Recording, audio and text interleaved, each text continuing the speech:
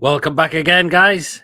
Friday night, 8 o'clock, PD's Football live show on the channel with more to discuss in regards to football related. Of course, we'll definitely talk about the game tomorrow against Bournemouth at home. We'll definitely talk about Loris Karius since he has joined us as well. The news about possibly ASM Bruno and Wilson, are they going to be back tomorrow? Well, we'll just wait and see. As always, I think there's other things we need to discuss about as well. Gareth Southgate and his England selection. Because when I seen that, who we selected for the upcoming games for the international break, I was just like this every time. Because it's like, what the hell, man? Jesus Christ. But anyway, when we get an hour of the show, that's when we'll have one of the greatest bits of all time. So there you are. And like coffee's back in the house, IPD and all. Hope you well. David's in the house, IPD. Hope you well. As well, if you do enjoy tonight's show, guys, please, of course, do stick the thumbs up. Hit that subscribe button, of course, if you're new to the channel, or if you're enjoying the content, you're not yet subscribed, please do hit that subscribe button. Feel free to donate as well, because there is Super Chat available as well. And feel free to become a member of the channel as well. So there. Well, it doesn't look like we've got any more comments coming in just yet. So we'll get our first guest who is waiting in the background. It's not Chippers, actually. It is Mason. You all right? How you doing, man? I'm good. Good. Not too bad. Good. Oh, and yeah, we got Gordon as well. Evening. Good. Right, so taking on Bournemouth tomorrow. It's St James's Park.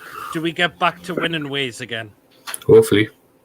I think we will, especially if Bruno's back in three. Yep. But I don't know if St Maximin's going to be in the squad or on the bench. Well, Eddie's not give too much away about it, but I think the player that'll definitely be back is Bruno.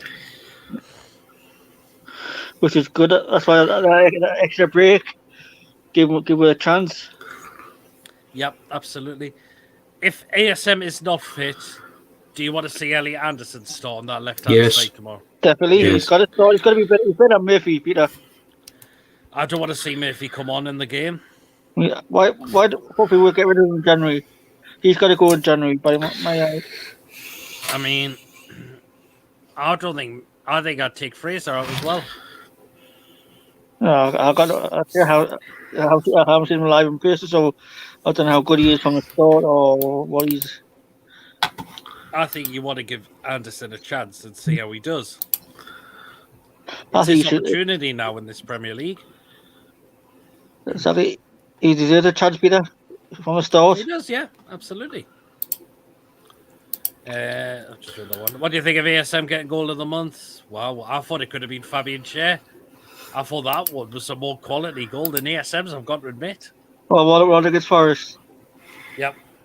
Yeah, I think I should have got it. I agree with you there. Shaw should have got it. Yeah. But there were two good goals, so you can't really. Fair play, it's one of our players getting goal of the month. Exactly. Not to mention Pope getting save of the month as well. That's what it is, like a cherry on the top of this with Pope and Maxi. Yep, absolutely. Eddie Howe, of course, plays against his former club tomorrow. Depends how many Bournemouth fans they bring with them. Will Eddie Howe get a good reception from their Bournemouth fans? He will. He did for what he done for that club, keeping in the Premier League for 5 seasons. Yep. Took them from League 2, wasn't it? All the way to the Premier League? That's a so he deserves a good reception. Yeah, he does, definitely. I absolutely agree. He really, really does. He done wonders for a club that didn't have a low budget. Yep. So I think you will get definitely a good reception from the Bournemouth fans, depending on how many they are. And I think he will give them a reception as well. Yeah, what if they shout his name? It's only one Eddie Howe, so they asked. He walked to the head with the Bowman fans on Clapham. Because he will be remembered for what he did for Bournemouth. Yeah, you see, well, for the budget he had Peter as well. Yep, absolutely. I totally agree with that. 100%. I mean, they were National League bound before he took the job, like the first time round. Yeah, minus 17 points, but once he came in, wow. Bournemouth fans will never forget what he did there, like, and some of the players he brought in, like Wilson, Fraser, Ake, one of them. Look where he is now. Gradle wasn't good. I mean, that was one of his first ever Premier League signings, but he was hit by injuries. Max Gradle from Leeds. Really good evening. Even if I look forward to get tomorrow, I certainly am. I think we'll win. I got the feeling we're going to win tomorrow. I certainly am. Feel free to get yourself on tonight, Rainey, if you want to. Of course. This week was the Sky News, and we all know Bournemouth came off the back of that 3-2 win, of course, against Nottingham Forest a couple of weeks ago. But do you still think we'll have too much for Bournemouth? Because technically we should. Well, I think we should have too much, especially with Isaac, Bruno, Anderson, who starts. Yeah, How's got any comments since you play Anderson from the start? Yep, absolutely. I mean, like, we should have it though. It's like time to start turning these draws into wins now. But the reason we've got a lot of these draws is because we've been fucked over by VAR. Especially Liverpool. If we went up to Liverpool, Crystal Palace, where else is screwed over? If we went up against Liverpool at Anfield, I think we would have won that game. Wolves definitely did give us a penalty. There's 9 points there. Easily it is. And that's why we're not as high where we are, because we've been, not because our performances have been poor, because we've been really screwed by VAR this season. We have. Exactly. And that's the point. Now you can stop blaming them for it, because we have. And obviously the Premier League's fucked over for the November games as well. Saturday, pretend to work a corner. Really, that's no problem, really. 4-0, nice early goal and push on. About time a team has a beaten at St James's Park. Yes, I think we're 3-0 tomorrow. I've just read that one. Oh, there's one before that. Good evening, lads. Hope that you're well. Good evening, Mark. Hope you're well as well. I'm going for 3-1. Fair play, David. Need more wins. All these draws are not good enough, regardless of VAR. But that's what's cost with in getting us these draws. VAR. Willock again, going back to Palace. Joe Willock. I mean, how did they miss that? And I'm glad Mason's off VAR for at least one of these games. But to me, it's not enough. Because guess what? He's off this weekend as well. Well, he wasn't on it last week because all the games were cancelled. So he's going to be off it this week. But the fact is, he'll be back on it for the game after that. He should have been on it anyway because he's the one that cost a couple. He's the one that cost a couple of 3 points. He's not going to do the same again. Exactly. No matter what game it's going to be. Because referee gave the goal, didn't he? On the pitch, he gave the goal. We need to start winning games if they're trying to push for top 8. We certainly do, yeah. But again, majority of the season's been a VAR. My prediction: 3-0 Newcastle tomorrow. Nice one, Mark. Good to see you have the optimism. I think we're going to win 3-0. I've gone for 3-0 as well. I think we can win this game quite comfortably. If all of our best players are back tomorrow, then we are winning. I think we will definitely win this game. I know Gary O'Neill, he said in his press conference for Bournemouth, he really wants to see what the lads could do for them. And fair play, he did get them off to a winning start under his first game. Forster winning, by the way. Oh, but we're not Nottingham Forest. Exactly. I think now we've got Bruno back, Maxi back. Well, Maxi's going to be touch and go. Yeah. But I think Bruno is definitely going to be back tomorrow. Wilson, I think, will not. Too soon. I think he'll be back after the international break, won't he? Yet again, we don't know. Eddie Howe said in his press conferences he hasn't given too much away. But there's He's there is talk going around that I know this was a quarter Keith Down. He doesn't think ESM and Wilson will be back tomorrow. But you never know. They could be. But I think Bruno is definitely going to be back tomorrow. And you said Forest are winning there, Mason. I won Nini scored. So they're 1-0 up against Fulham, is it? Aye. So we have a goal in those games as well.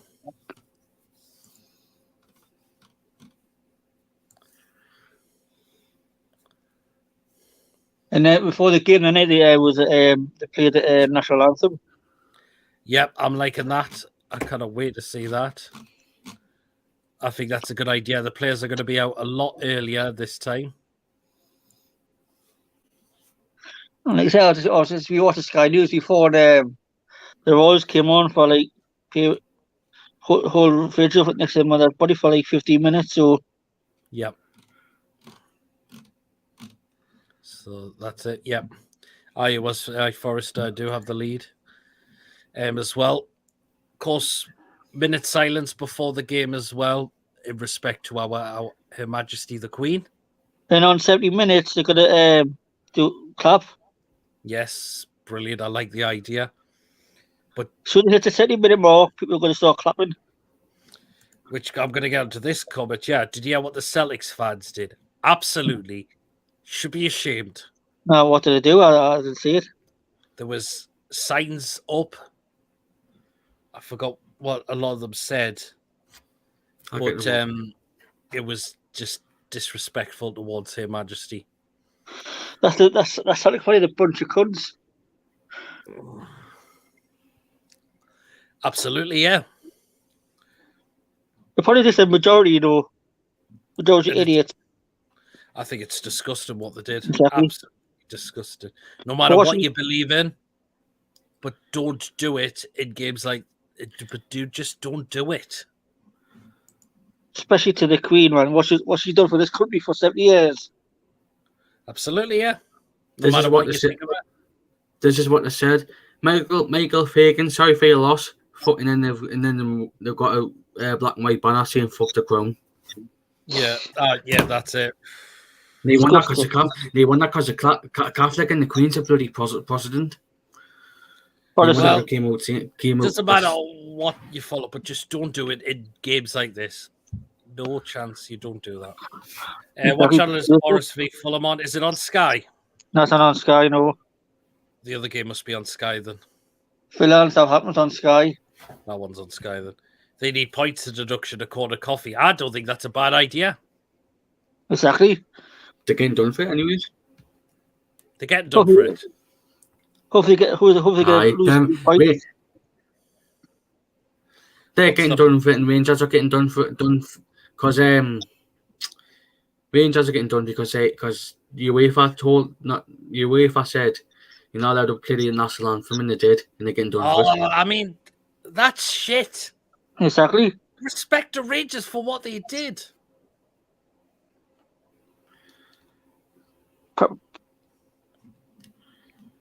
I like what Rangers fans did, according to David. I do as well. Exactly. Honestly, it's just disgraceful. The Celtic fans, UEFA.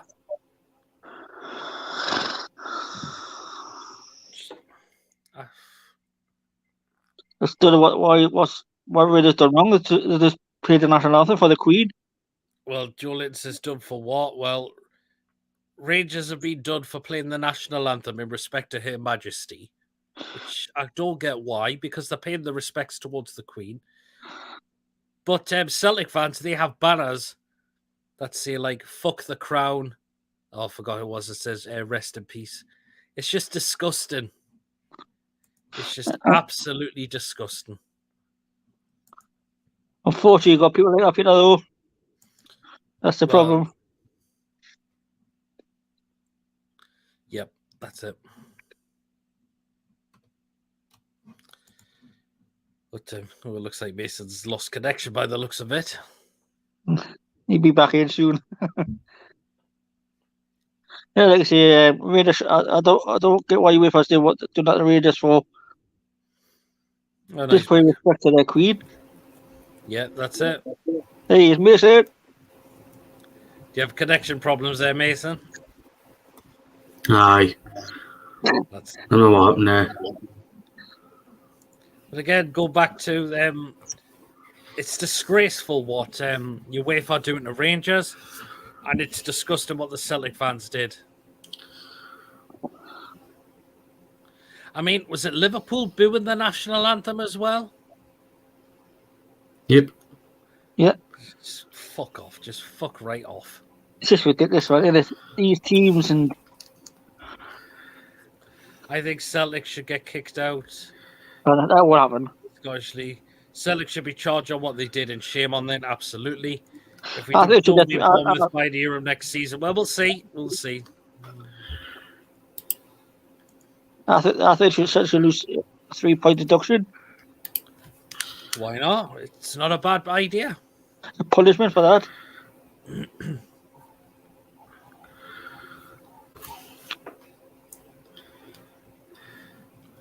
But yeah. Hey-ho. But who do you think comes back in the side? Does ASM, Bruno, or Wilson come back in the side tomorrow? Or who do, Definitely Bruno. who do you think does come back in? Well, definitely Bruno for Longstaff. Yep. Anderson from Murphy. Yep. Well, for Fraser, you mean, because Murphy's Yeah, not for big. Fraser, yeah. Yeah, for Fraser, yeah. That's if ASM doesn't make the game. I think ASM could possibly be on the bench. He could make the bench, you never know. But is he doing a fitness test tomorrow, is he? I heard he is, apparently so. We got Lewis in here, so we'll get him in. Good evening, Lewis. Good evening. Yeah, right, Lewis. I am all right. Good. Are we beating Bournemouth there tomorrow, Lewis? Get back to winning ways? Yeah, if our players are fit. Yep.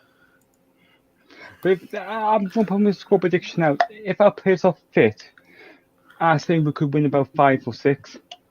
Ooh. We're I'm about to going give out. someone a really good battering this season, aren't we? Mm-hmm. Yeah. Yeah. And prove the Premier League they are wrong.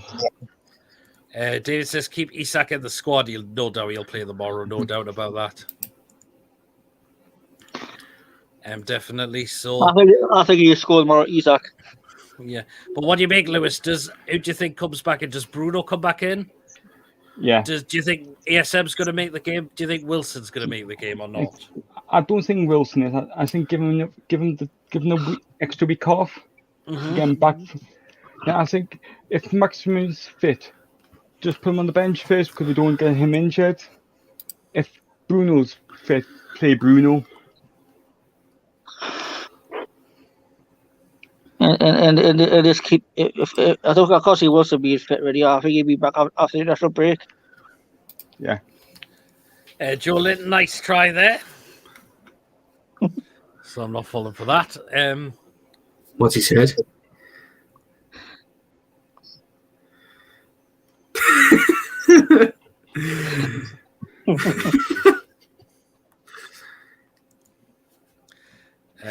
So there. But have you heard, Peter? Yep. Have you heard what Newcastle want everybody to be? If they're going to the game, they want everybody in the seat at 2:54. Yeah, they do so because that's when the players will be coming out. Yeah. And for the national anthem as well, isn't it? Yep. Celtic and Rangers are just as bad as each other with how they behave in the banners. Well, As you said about Rangers, UEFA said no further action taken. oh, how well! Give me a break, man. No, Rangers. When they sang Oh, the the national Rangers anthem. one. Oh yeah. UEFA said no further action taken. Good. Good. But Celtic should be punished for what they done. Yeah, point reduction or or a year ban from any UEFA competition. Not a bad idea. Absolutely not a bad idea at all. The fans are fucking disgraceful. Or why not a stadium ban? If when they play the next home game, a stadium ban. Never heard of him. It was a funny name, just to let you know. But you think we're going to win this game tomorrow, Lewis? And Yeah. get to Because plus we got the fans behind us as well. Yep. 50,000 Geordies behind the team. But do you think Eddie Howe's going to get good reception from the Bournemouth fans, no matter how many fans they bring up with? Yeah, I think you will. Yeah, absolutely. Like I said before, you don't want us there. Yeah. Right, what do we make of this lad signing for us? Loris Karius? I'm in two minds. I mean, I'll give you my honest opinion. I said, like I did when I did a video on this, I can understand why they bring him in. Of course, because Dubravka, he's gone out on loan. What a waste of bloody time that was going to Man U. Hasn't even played the game for them. Darlow's picked up an injury. And he was a free agent. I think that also went after Ben Foster as well. And he actually said no, and he's actually announced his retirement from football. Yeah. But I see, if you like Ben Foster did, he has a podcast and that. He's actually said his agent rang him up, saying Newcastle's looking for a goalkeeper. He asked for such amount. The club said no, and then the club said looked at it and they were going to give him close to what he asked for. But then he said he just turned it down because he lives in the Midlands. It's going to take him 4 hours to get up and 4 hours to get back down again. Jesus Christ. And he'll be away from his family for 9 months. Yeah, yep. His family lives in the Midlands. His kids both go to school in the Midlands. It's a bit of a pain in the backside for him to travel up and move all his family. I mean, well, yeah, but we've got Karius in now, and I'll give him a chance. Yeah. I'll give him a chance. Like any signing that comes through the door of this club, I give him a chance and see how they do. I mean, he's not going to get ahead of Pope. No. But he might play in a lot of the cup games. Yeah. I think he can play against Palace in October in the Carabao Cup. When do them tickets go actually on sale? I'm not sure they yet, but the game is announced for the 9th of November, I believe. So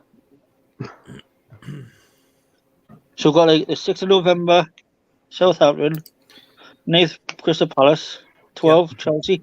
Yes. Yeah, and can I just give you a score update? Because the under-21s are playing now. Go on then.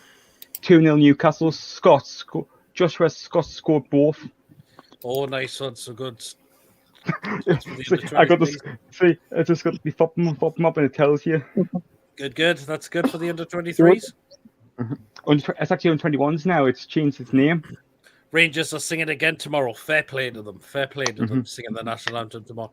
Please God, no, not Ben Foster, awful keeper. Ben Foster's a shot goalkeeper. I quite like him. He was coming towards the end of his prime now. Yeah, that was it. He's 39. Yeah. Well, the Mancunian way. Martin, hope you're well, buddy. Hey, hope you're well, Pete. Yeah, very well, thanks. Feel free to get yourself on, man. This is open to any football fan, this show. And Martin is a good lad. Martin is a really good lad. He's a good laugh as well, Martin. Is he a podcast about City? Yeah, he does a lot of Manchester City. God, he's got his own channel as well. Great channel as well. So feel free to get yourself on, Martin, if you'd like to. See, what I do when Newcastle are playing, I put all my phones on silent till 4:30, and put it back on at 4:30. I don't know the score. Yeah. I'm nice try, Joe Linton. God, I love Joe Linton. Yeah, Niall says, Foster said on his podcast that Newcastle tried to sign him back due to being from the Midlands, and it would take him 4 hours getting there and back, and they want to uproot his kids. How way, man? What kind of court's that? But he said at least he got the offer off the which he said at least he got the offer. He said at least he was still wanted by a Premier League team, the richest club. And he said and the richest club in the world. Yeah, absolutely. But let's see if family comes first, isn't it? Yeah. Yeah, it is, isn't it? It really, really is. It's like 4 JD Peter up and down every home game. And remember every training session as well. Exactly. So it's like a lot of hours on the road. Maybe he has got a point in a way. But hang on, would say for example if they were playing away from home, let's say they were playing Palace at Palace, would they just pick them up halfway in the Midlands? Because what would be the point for him travelling up? Well, yeah, that's it. They travel back down pretty much past his house. They come back up past his house again. They come back down again. Yeah, absolutely. Look, I suppose he's fair play to him for what he's come out and said there, though. You had to think about it though for a while.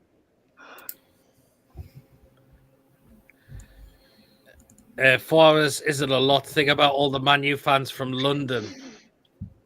Joe Linton has got a point there as well. Yeah, but it's a bit of a trick. Let's say it's a 12 o'clock kickoff at home.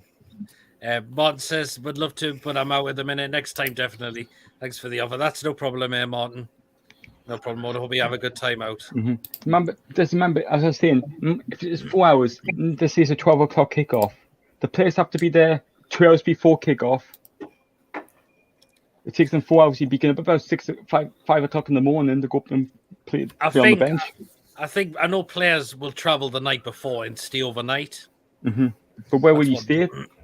Because you might ask one Newcastle players if they could stay at their house. All them glory hunting London Man U fans have to travel.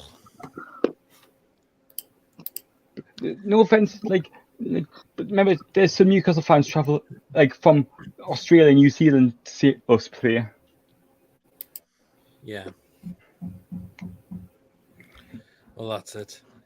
Okay, guys, if you enjoyed tonight's show, of course, do stick the thumbs up on the video, hit that subscribe button, of course. If you're new to the channel or if you enjoy the content, you're not yet subscribed, feel free to donate as well, as we do have Super Chat available. And, of course, feel free to become a member of the channel as well. And, of course, if you want to come on tonight's show, link is, of course, pinned in the live chat. So feel free to get yourselves on. And I will bring you on for tonight's show. Just over half an hour to you know what? Yes, that's right, Lewis. That's what happens, of course, when it's an hour of the show. See, I'm gonna be excited. Yep, absolutely.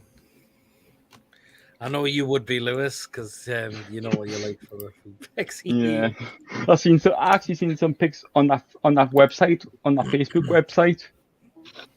Apparently, the Bournemouth fans are leaving at 5 o'clock in the morning. Wow. That's my point of view. Why the hell was the Brighton Palace game called off? It was partly due to the train strikes. Yeah, but that's the thing. What about Bournemouth fans traveling up to us?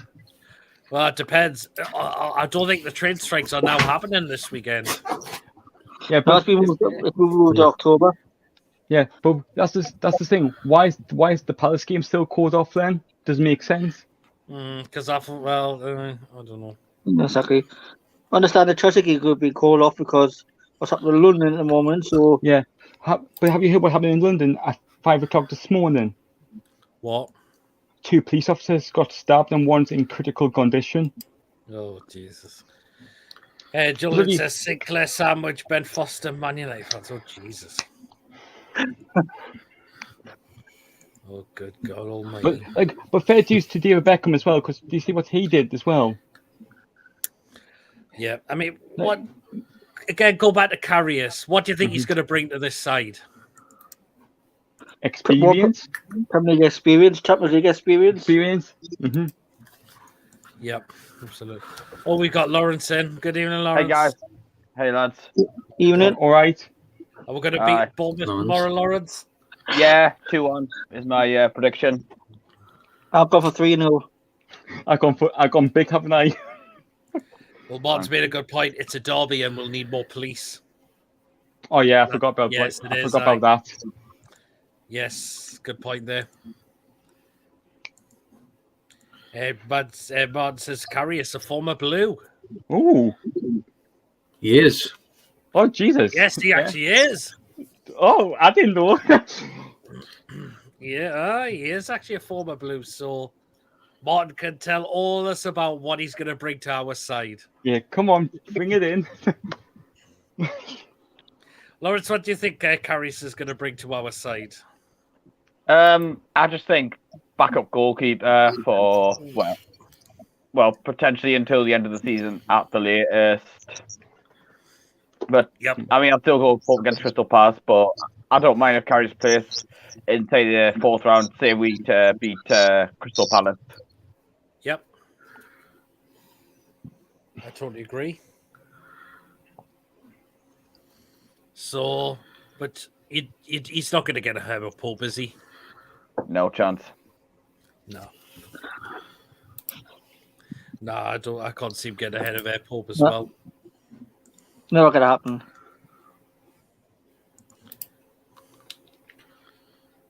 Mason, I got a question to ask you. Yes. There's a bad back, get the ball out of the net. He is awful. Like, like tomorrow, how I get pin badges? Do you want one? Mm-hmm. Hang on I one second. I'll have one. Yeah, because obviously, can I get one for each game? Yep. I can keep you one. Just meet me, at the walkway at half time. Mm-hmm. Meet me in our walkway at no half time. problem. All right. There you go. Just text me after no and problem. remind No me. problem, No, sorry, Peter, about that. No problem, Lewis. What's Julian said? Hi, the Johnny View. Could you sign my knickers and bra, please? Oh, Jesus. Wow. I know Martin said about Carrius, a bit of a bad back getting the ball out of the net. He is awful. We're just waiting to see. If he does well, Damn it, it's 2-1 now. 2-1. Yeah, they scored. Oh, in the under 23s. It's actually not doing 23s anymore. It's actually doing 21s. Oh well. But obviously, if you look on Pop Mob, it says Newcastle Academy. bit weird. Well. I think Mason's got to go up again. Yeah, his internet. Oh, I think Mason's internet's going again by the look of it. But never mind. He's with Virgin, so he expected. That's what internet I'm with. Well, it's only you that guns off a lot of the time, Gordon, but you've stayed on. I'm with Sky, so I've had. If you issued the broadband last time, so I rang Sky up. They fixed it first. Mm-hmm. So far, fingers crossed. Don't worry. Oh, Jesus, Julian. Is that a yes then? I'll ship them ASAP. Don't mind the smell. Sorry. Oh, God. Nah. Oh, Jesus Christ almighty. God. I'm wondering there's going to be some on it. But Lawrence, who do you think ASM, Wilson or Bruno are going to get back at the site tomorrow? Or are they going to make the site? I'm more optimistic about Bruno's playing than ASM. But obviously, I'd only start him if he is fully fit. Yep. As I mentioned, the player I don't want to see come on is Jacob Murphy when we're not winning the game. Well, you're paying to see him. No, thank you. You know he's a Newcastle fan. He's a fair shade. Julian says Mason might need his Wi-Fi fixed. I'm a handy Brazilian handyman. Wow. Oh, good job, Mason. Don't let him say that. Okay. Oh, we got another guest in. Tony, good evening. Hi, Tony. All right, Tony. Good evening. Hi, lads. You all right? Hi, Pete. All right, mate? Good. I'm good. Hey, Tony. Are we beating? Hi, Gordon. Are we beating Bournemouth tomorrow, Tony? Well, we should do, shouldn't we? As I said in our Premier League predictions on Tuesday, I've predicted 5-0. I know that might sound a lot. I said that as well. It's going to be optimistic, Tony. Do you know what it is, though? We should go in that, so from the start, we should be hitting them from minute one. And I believe we can hit them from minute one. And do what we did to Forest, just possession. And do you know what? Isak will will redeem from what he did against Crystal Palace. He realised he's probably watched that back and realised if he'd hit it left or right, he would have scored. Yeah. So I think next time you won't make that mistake again. You learn from it. Like better around the keeper. Yeah, I think, but I definitely think we will win that game easily if we are on fire. And it's one of them. Eddie Howe might say to the team, "Get out there, fill your boots, score as many as you can," because Bournemouth are there for the taking. Forest should have beat them hands down. Forest were poor in that second half and let Bournemouth in that game when I watched their highlights on Match of the Day. So, let's just give them a hammering tomorrow because we are due to give a team a thrashing, and it's there. If we can score 3 against Man City, why can't we go out and beat Bournemouth 5-0? Exactly. Well, that's a good point. We talk about Newcastle. We normally get good results against the big teams, and we do crap against the small teams. Well, I got 3-0 tomorrow. Isaac. Martin says, could jump on at about 15. That's okay if he put be on my phone. That's okay. Yeah, it's no problem, Martin. You would like to. What do you make the signing of Carrier, Tony? Do you know what? I think it's a sensible signing. Yes, he had that Champions League final. We all know about that. But when you think about it, what came out a few days later was he had actually concussion in that game. Yep, so he did. Maybe that impeded when he tried to save that Bale shot, which was a horrendous mistake and went in the back of the net. Not to mention the mistake when he tried to throw the ball out and Benzema, like all great strikers, stick that foot out, anticipating what's going to happen, and the ball goes in the back of the net. If you're going to throw a ball near a top striker like Benzema, then you're going to get punished 9 times out of 10. But the guy prior to going to Liverpool was a very good goalkeeper, and he was one of these in the German system that was tipped to be at the top of German football. And then he obviously got the move to Liverpool, and he had some cracking games for Liverpool. Yeah. I always remember that save he done against Mordiarmi. Yep. So at the end of the day, he's done really well. But he just had that confidence drop after that. And he's had a bit of a downward spiral since then. But what you've got to also remember is he's now at a club where Eddie Howe is the manager. Yep. And Eddie Howe gets the best out of players. We've seen it with Joe Linton. What's he done with Joe Linton? He's made him into a midfield maestro. Yep. Right? He was a flop, couldn't hit a barn door, couldn't score in the brothel. But put him in the midfield. What a genius move, right? So you've got Karius coming in, not the best confidence, but Eddie Howe says he's trained very well. He's on a short term till January, the option till the end of the summer. Now, I said earlier on our other show, I said, you watch. If he does well in a couple of cup games, so he'll probably play in the Carabao Cup against Palace. If he plays well, seeing a few cup games till January, I think it may be extended till the end of the season. Yeah. And if people want to come on here and call me delusional, they can do. But I could see him staying on more than one season, and I could see Darlow being out the door next season. He could well be. I mean, probably Darlow, we gave him that big contract. Yeah, but I think you're right. In a way, I think Darlow's been here too long now. Yeah, he has been, Peter, and he's, to be fair, I mean, if Karius comes in and does well in cup games, it may be the fact that you think, oh, hang on a minute, you don't want to let him go, because if he plays well in cup games and we don't secure him and keep him tied down, then he could move to another club and be an absolute superstar. You know, you just don't know. He's 29. Back in 2 seconds. All right. He's 29, so he's young for a goalkeeper. In goalkeeping terms, I mean, you look at like the great Peter Shilton, he played till he was 43. He was playing for England at the age of 40 still in goal. So, you know, a goalkeeper can play on it longer than what an outfield player can. So you've got to see where this guy goes. I mean, if he plays well, Karius, then it's a no-brainer. Sign him on a longer term deal. If he doesn't do great, all it's cost you is wages. That's it. So you know, he's a freebie. I've seen a lot of negative comments about him, and I just think, why be negative? What could we actually do? Because the transfer window was shut. We had Gillespie. Gillespie's not Premier League proven. I'm sorry, he's not Premier League quality. No. So you need somebody who's had Premier League experience, and Karius has had that. And he has, give the guy a chance. He's only going to be cover for Pope. Hopefully, Pope doesn't get injured. But if he does and he has to come on, then that's fair enough, you know.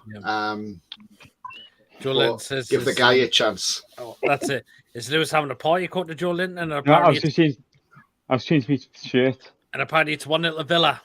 Yep, I've just seen that. Who's got the goal? Could be decided.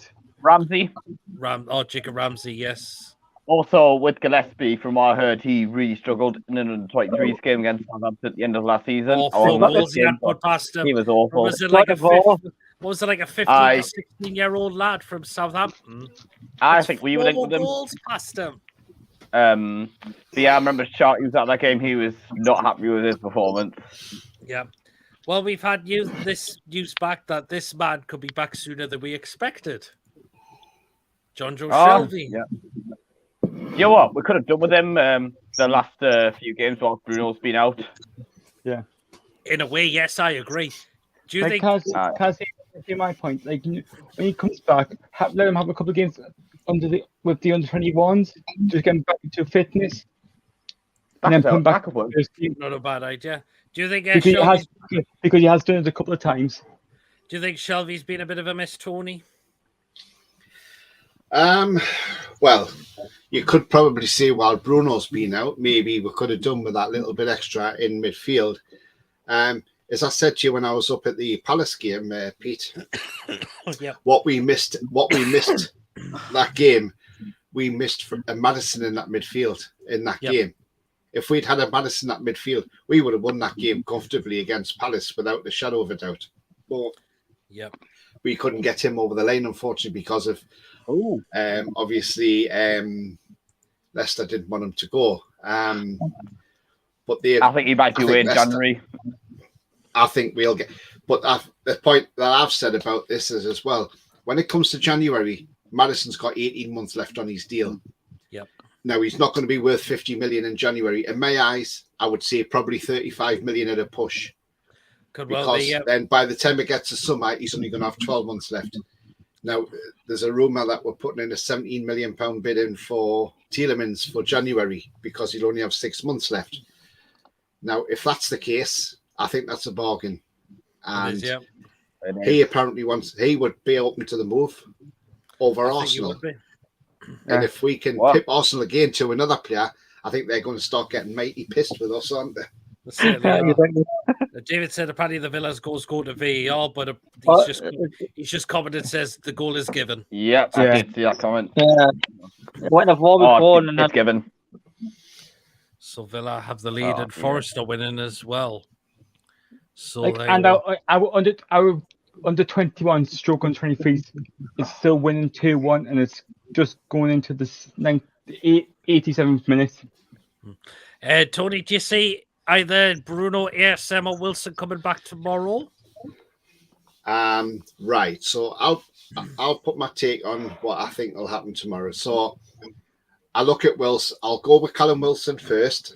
I don't think he'll feature at all tomorrow, and I'll explain why he'll not feature. I don't think he's right. Still, even if he is a week or two behind, still, I think don't play him tomorrow. Don't even put him on the bench. We've got an international break of 2 weeks coming up. Let's see what he's like by the time we play Fulham and see how far advanced he is then. That gives him 2 weeks to get himself sorted out. Maxi, I'm not sure if he's going to be fit or not. If he's not fit, now I know I've had people say to me, I shouldn't be doing this. It's wrong for the young lad. But I would start Anderson from the start over Ryan Fraser. As well. Now, people are saying to me that's wrong because you're throwing a young lad in. Now, I'm sorry. At the end of the day, you look at Man City with Foden. They played him a couple of times as a sub and then started him. And the thing is, it's the old adage. if you're good enough, you're old enough. Simple. You are. And give Anderson a chance on the start. Even if you played him for 60 minutes and then brought Fraser on for half an hour, it doesn't matter because he's got that hour of football. And against Bournemouth would be the ideal game to put Anderson in against a weaker team, and let's see what he can do. And there's no harm in it. And the benefit is he's a Newcastle supporter, plus he knows what it means to represent the badge as well. And look how he did when he come on against Palace as well. Aye. Yeah, he was brilliant. He was great when he came on against Palace. And Bruno, I think he'll be fit to go. I think he'll be fit tomorrow. And I think Eddie Howe is just playing it clever, as he always does, keeping his cards close to his chest, that he's going to wait till 2 p.m. and when they swap the team sheets over, that's when Bournemouth will go, oh shit, Bruno's playing. Because if Eddie Howe says now that Bruno's going to play tomorrow, that gives Bournemouth 24 hours to get their team organised, ready to stop him tomorrow. Yep, and I just see Tony's cat coming there as well. Bruno wants Wednesday, by the way. Yeah, before I saw a swinging black line along there, I thought, what the hell's that? Tony's cat.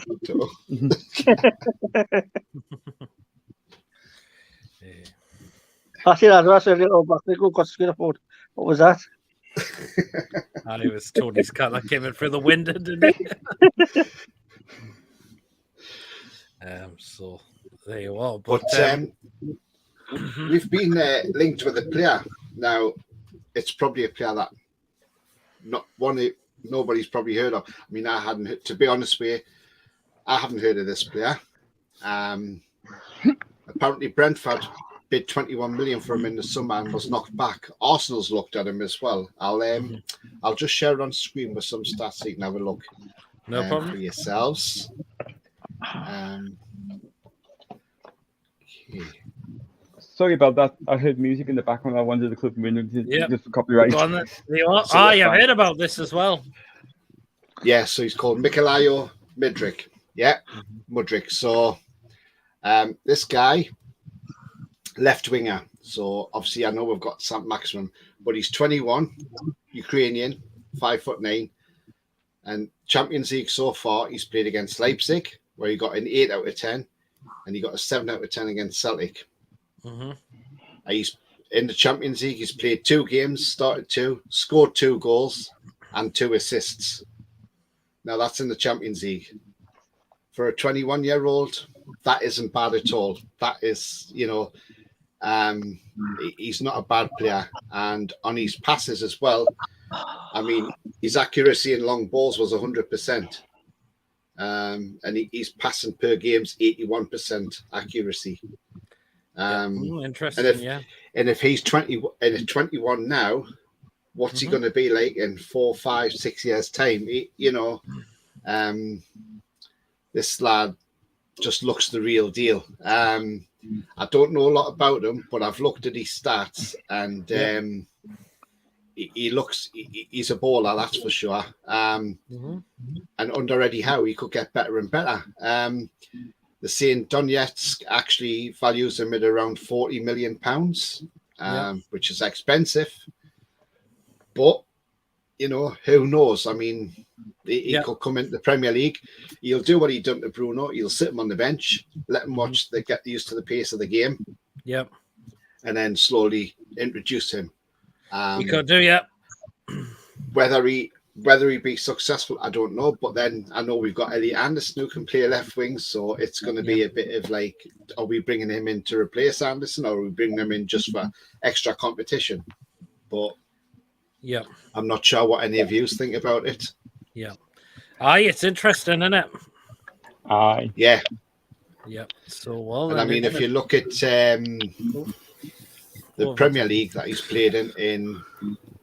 He's played 3 games this season and got 1 assist in 3 games and 1 red card as well. Anyways, I've got Martin here. Good evening, buddy. Hi, Martin. Good evening. All right. Hi. Go on, give us your thoughts on Karius then. Since he's played for your side. Well, he didn't play a lot for us. Didn't play first team. Played a lot of reserves. Not the greatest bowler, but problem is with Carriers, he couldn't do at Liverpool what Klopp wanted him to do. So he couldn't play the ball out from the back. You got to remember, a lot of goalkeepers have got to play out from the back now, ain't they? Well, yeah. I think saving's the last thing you want a goalie to do now, a lot of managers. It's all about your distribution. Aye, absolutely. Well, how do you think your side's going to do away to Wolves there tomorrow?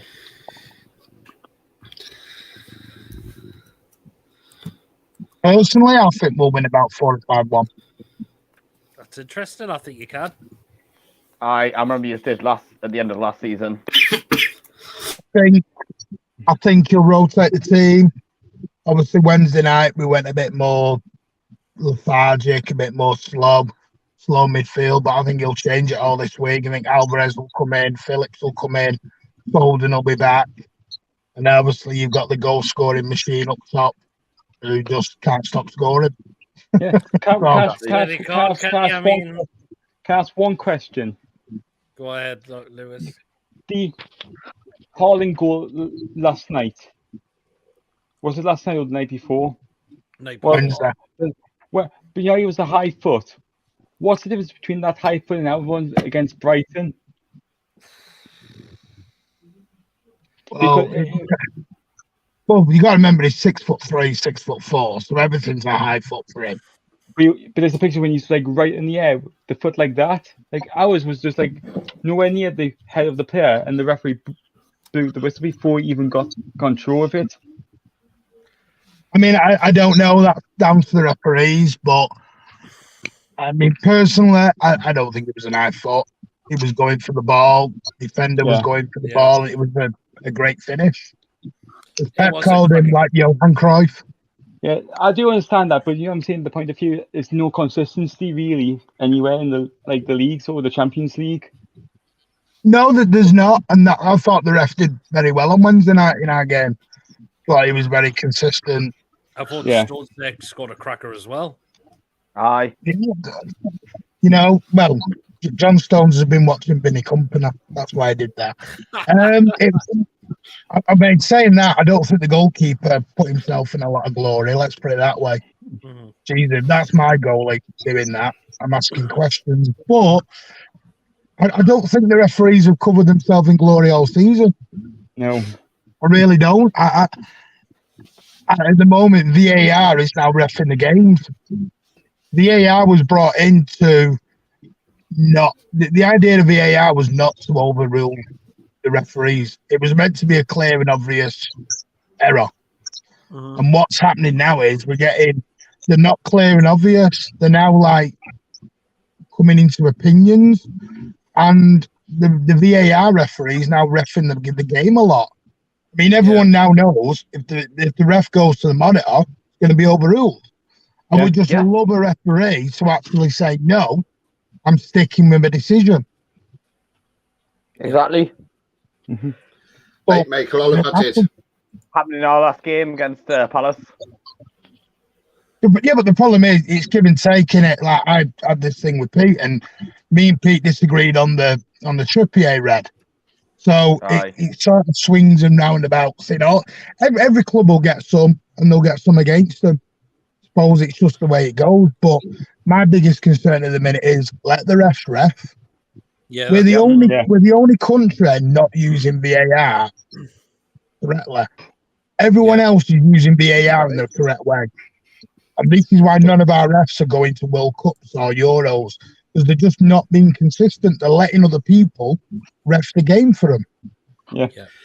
The Trippier red card, I think that was the right call to be overturned, because if you look at Trippier, he didn't go in with studs on De Bruyne, and he wasn't going out to actually injure him. He was just trying to stop him from getting a clear run on goal. Martins was saying something different about that.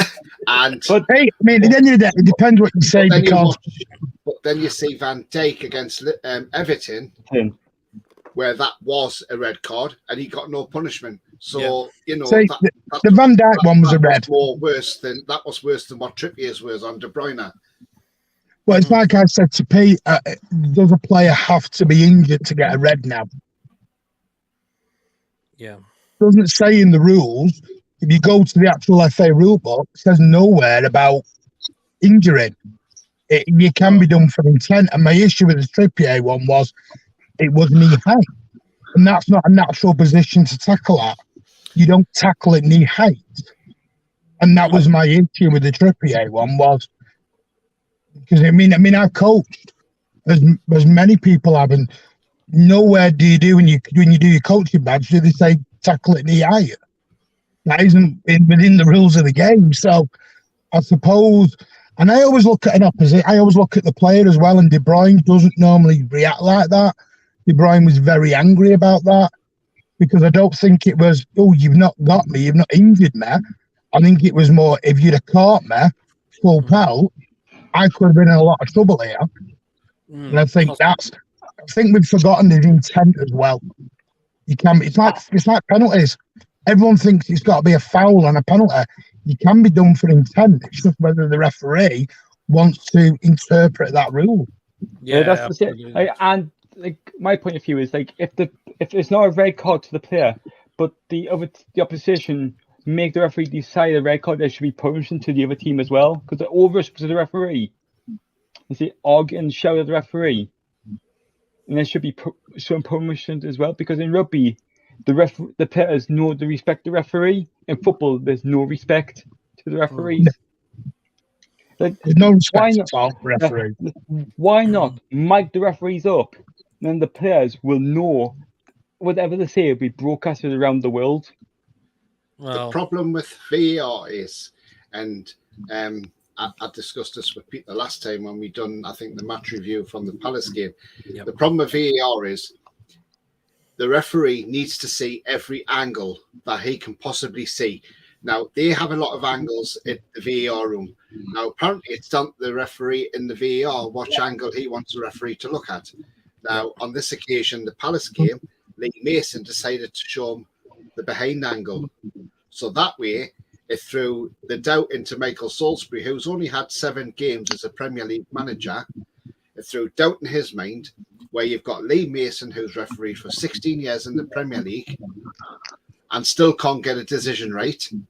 And he's made a young referee think, oh, hang on, I think I've just dropped a bollock here. I better change my decision because I'm going to look like an idiot and they're going to slate me on Match of the Day and Sky Sports or wherever.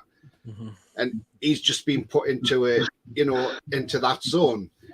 But if he'd saw all these different angles, then he may well have come to a different decision. I'll share on screen what I'm going to show you about the Joe Willock goal, and I'll explain how it should stand, how I think it should stand anyway in different scenarios. Exactly. So, yep. So here we go. We've got the Joe Willock on screen now. So as you can see, this is after Joe Willock's gone into Gaeta. Now, in that picture there, obviously Joe Willock, and if you look at the different angles, gone up to head of that ball. Now, his head was in a natural position for that cross coming in from Sven Botman. So by this time, Tarek Mitchell has pushed him into Gaeta, and that's why Joe Willock's body shape has changed. And then the ball's rebounded off Mitchell and gone into the net. Yeah. Now, if the referee had saw this angle, he would have changed his view on that goal. Now, there's 2 ways he could have done it. So the first thing is he could have gave the goal. He could have said, I'll play advantage. There's the goal. Like you would do if somebody gets fouled out on the field and it's a free kick, but they'll play advantage if they think there's an advantage. So he could have done that. Or his second option would have been not a red card for Mitchell. He would have got a yellow card because 1, he's got Gaeta there, and 2, this guy is covering as well. So he's got 2 people covering. So you'd only get a yellow card. It wouldn't be a red card, a professional foul. Mm-hmm. Then he could say, I'll give a penalty for that. Yeah. You see? So he would have had 2 decisions to make there. Either 1, to give a yellow card and a penalty, or just say, you know what, I'll play the advantage. The goal stands because Willock's been pushed into Gaeta. Yeah. And that's if Michael Salisbury had that angle, I'm sure he would have come to one of those 2 decisions. Yeah, he would. It's still a scandalous decision in my eyes. and that's why VAR turned around and said, yeah, it was a mistake. We didn't get that right. But by then it's too late because it's cost us 2 points. Yeah, absolutely. Luke, I hope you're well. It's been a while. We made an offer for Foster on a free agent. Yeah, we heard about that as well, but he turned us down, which you've just said as well. Joe Linton says, Martin, where you at? I'm just out at the minute. I'll just come back dropping family. All right, Canny. Oh, well, guys, we've been going an hour, so you know what that means. The food picks. Food picks time, so... Right, this is what we got. How many we got to show today? 1, 2, 3, 4, 5, 6, 7, 8, 9, 10, 11, 12, 13, 14, 15, 16, 15 we've got the day. If you don't know about this, Martin, what I do is I collect a random of food picks saved to different football grounds and I get people's thoughts on what they think of them. Yeah, some pictures are not the best in the world. Right, then, so here we go. This is what we're going to start off with. And we've got this. It's a chocolate croissant served at... Spurs. It's served in Qatar, where the World Cup finals could be played at. £3.50. Jesus Christ. No, I wouldn't pay $3.50 for that. I'd rather go to Tesco's and buy them. I'd probably get four. I'd probably get 4 at Tesco's for £2. Yeah. Yes. All right. Then. So is that yes or no for everyone? No. Okay. Fair play. What would you say to that? I'm glad I'm not going to the World Cup. Right. This is the next one. Oh, what the? It's a sausage. It's a sausage baguette served at Espanol for a £5. That's not bad, is it? Come on. It looks like there's a lot of sausage in there, isn't there?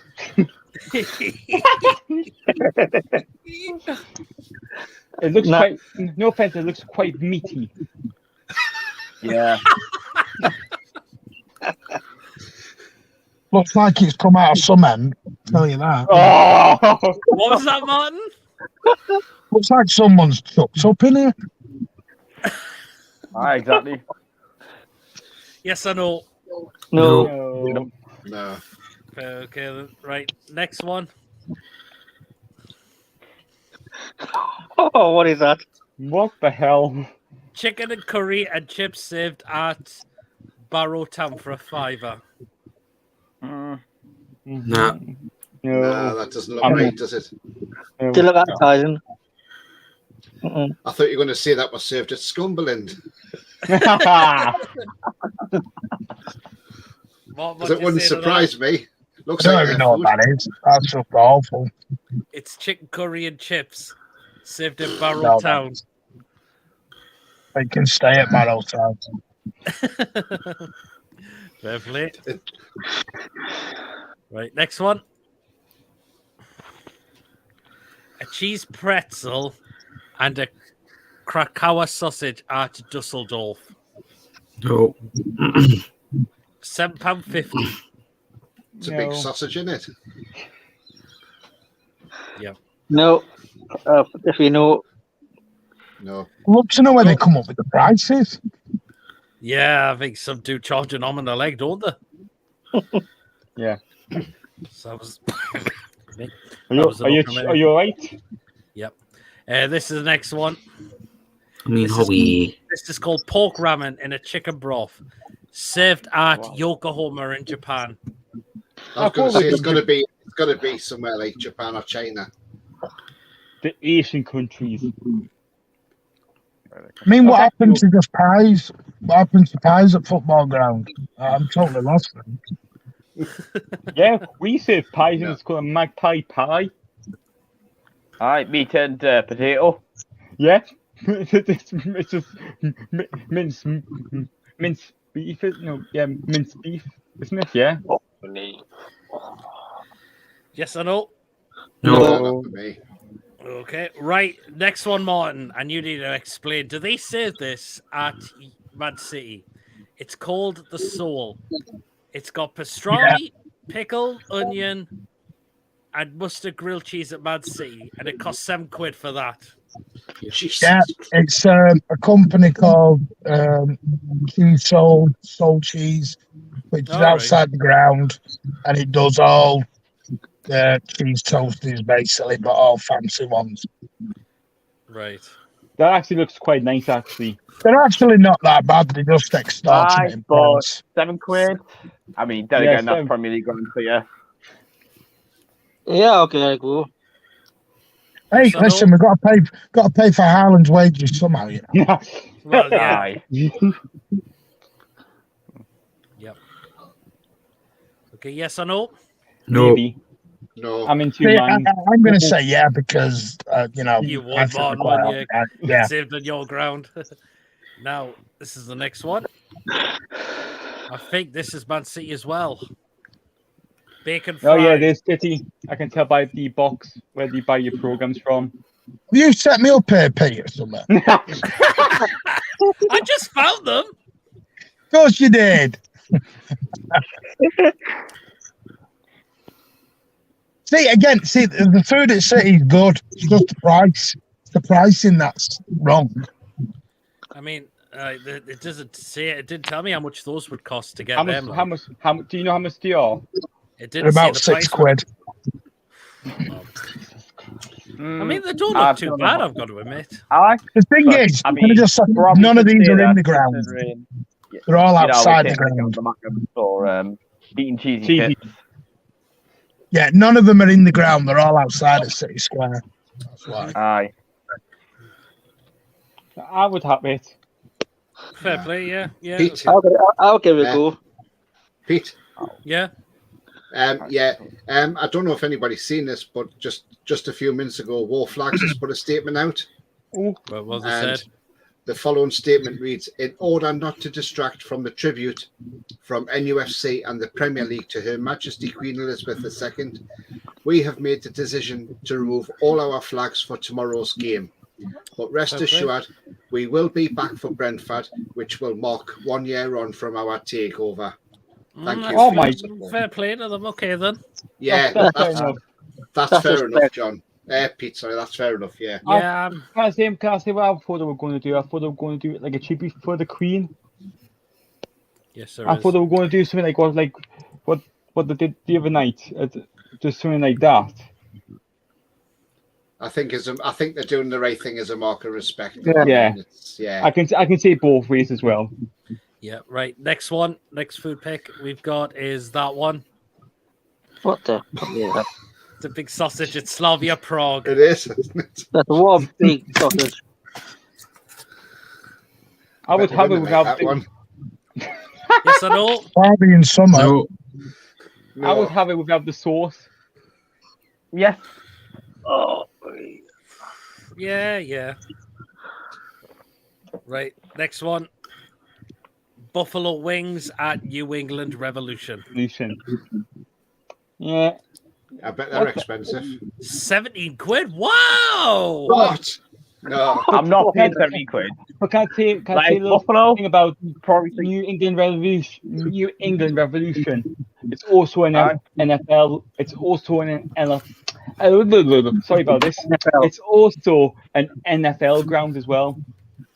Aye. Yep, it is. Right, next one. Oh, what the fuck is that? I'm sure I saw that in the week. Pork and stuffing bab with roast potatoes at Barnsley. Yeah, I saw this picture. Yeah. Yeah, I actually would. Don't look too bad.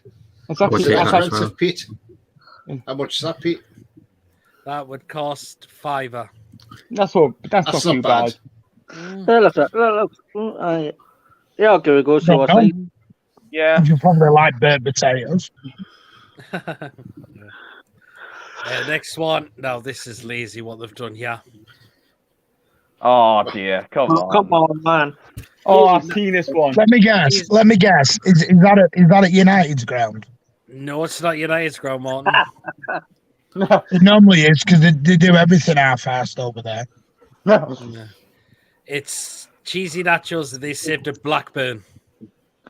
My God. Come on, you lazy bastards. I'm going to have a word with me mate then. Can we make paste for Blackburn? No, what it is, Pete, they're saving on electric by not melting the cheese. That's actually a good point. Cost of living crisis has hit Blackburn. Yeah. Can't afford to melt it. Yeah, absolutely. Right. Next one is this one. Shredded chicken and chips on a flatbed with buffalo sauce served at Grimsby Town. That's actually, that's technically, it's hang on, it's like a Greek thing. So wrong protein, it should be fish if it's Grimsby. It should be what, sorry, Mark? It should be fish if it's Grimsby. Trust me, when I went to Lundell Park, whatever it's called now, I don't remember that being there. The only problem I wouldn't eat that is for. Do you know why I wouldn't eat that? What? Because it's served on red and white. Oh yeah. I think the raw onion puts it off for me. I like raw onion. Oh.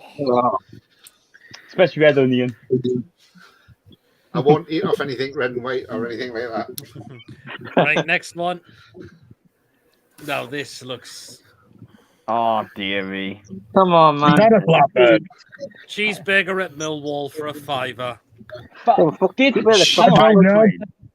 City fans are banned from Millwall, so I wouldn't know. Yeah. The Gator one is better than that. They've probably bought the burger buns from. You can get better burger gated. Aye. The burger buns are probably bought from Iceland for £1, and probably the burgers are from Iceland as well. I'm so glad City fans are banned, so we don't have to eat that. I Is it had not? a I'm belt guessing from that's enough Millwall for for like everyone £3 for that. or something Rubbish, no. recently. Disgusting. Right, actually, Mark, we've got another They one. would have to from pay me a £5 to have it. Right, actually, Mark, we've got another one from Man City as well. So I told you you'd set this up. Salt beef fries at Man City for $5. I'm not saying that, Bob. All right, okay, fair play. But saying that, Pete, there's about 18 food outlets outside, so it could be provided. Jesus Christ. That would cost $5 as well to get. That's actually all right. David Beckham. Yes or no? Yeah. Yeah, probably. Fair play, fair play. Yeah. Right, there's 2 left, and this is the next one. Oh, lads, Fulham have equalised. Oh. Oh yeah, £3.50 for that. Nappa's Burger. All right. It's got double beef, bacon, cheese, and onions at Nap Hill FC.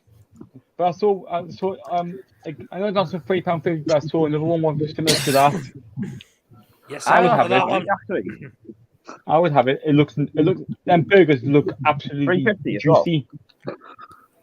$3.50 for that, is it, Pete? Oh no, it's £6. Oh, my mistake. Yeah, but I made a mistake. But if you look at this one, Pete, right? Yep. You look at the burgers; they're quite thick. And, Yeah. You know, but you look at the Millwall one, served for £5. Yep. That's a no-brainer to buy the one at Nap Hill. Considering Looks like a brioche bun. Brioche bun will be more It's actually brioche bun as well. The one at Millwall looks like something you get from Iceland. Yep. And the final one, and this is the final one. Ooh. Like curried sausage at Hanover. There has to be a sausage at Germany. Fulham have scored 2-1. I probably want to have that over. What? All the 2-1 up. How much is that? All right. Yeah, Fulham are winning 2-1. That would cost £4. It's not worth £4, that. No, I wouldn't have that. I 2-1 Fulham. Yeah, 2-1 Fulham. Polinia. Right, and that concludes today's food picks. So what we'll do is we'll read the comments out and see what people will say. Dylan versus you sit next to my. Oh, where I'm up to. That looks someone sat on that before serving it. You sit next to my friend at the matches. Someone ate the sausage and put it back. That looks like roadkill. The cheesy pretzel looks evil. Looks like someone put the food in a mix and served it in a bowl. Nice food in Man City, but it's expensive. Anyway, Pete, I've got to go. I'll try and make an appearance next week if I'm free. I'm a bit busy with work and college, so I'll hopefully see you next week. No problem, Luke. 70 quid for wings. Might as well eat a McDonald's. Yeah, good point. That's making me sick, those foods. How much for the nachos and cheese? Oh, how much were they again? Those costed £4.70. £4.70 as well. Chicken and chips, that's a school dinner. Pass me the stick bucket. Looks like an unrolled shawarma. That Millwall burger looks stolen from someone's lunchbox. Yeah. That Man City one looks not bad. Oh, well. We'll make a 1-1 before Forest later score. Man City have got food. What a burger that is, getting me belly. That burger looks awesome. Curry meatballs, the last one. Not for me. That's making me throw up. Fulham, I've really shocked people. I think they might steal. But I've actually predicted 3-1 up as well now. 3-1. Yep. Wow, Forest falling apart. They're going back down Forest, aren't they? That's what you get for bringing in 200 players. Pete, can I ask you a question? Just while go ahead, Martin. How are you getting on with your media, love? Can I get one with what, sorry? How are you getting on with your media, love, up there? The media? Yeah. How are you getting on with your media, love? I think it's been all right there lately so far. They calmed down? Yeah, I think they have now. So far at the moment, the other half. And you know the Forest game?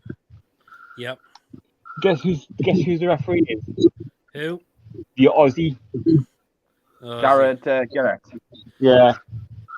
Right, what we'll do next, our next part of the show now, we've got to give credit to this man here for queuing that so many hours. Oh, yeah. Oh, Beckham. Peter, the scary guy said you can go straight through. He said, no, thank you. I'll wait 12 hours. Yeah, he did, didn't he? Mm-hmm. Fair play to him for doing that, waiting that so many hours. He told him a 2:15. The security guard said to him, you can just go straight through. He said, no, thank you. And respect to him. I can say as well, because of you owned Inter Miami. Their first game when they found out the news, Inter Miami were all wearing black armbands. Yep. But I watch the MLS. There's only two teams I really watch in the MLS. It's not Inter Miami and Atlanta United. Yeah.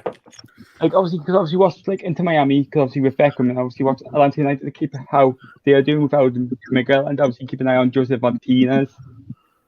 Yeah, absolutely. And I do like how they wore black armbands. I had a sneaky feeling they would, but I was not 100% sure. But when I saw, I thought, well done to them. Julian says, Mason, you love that pen.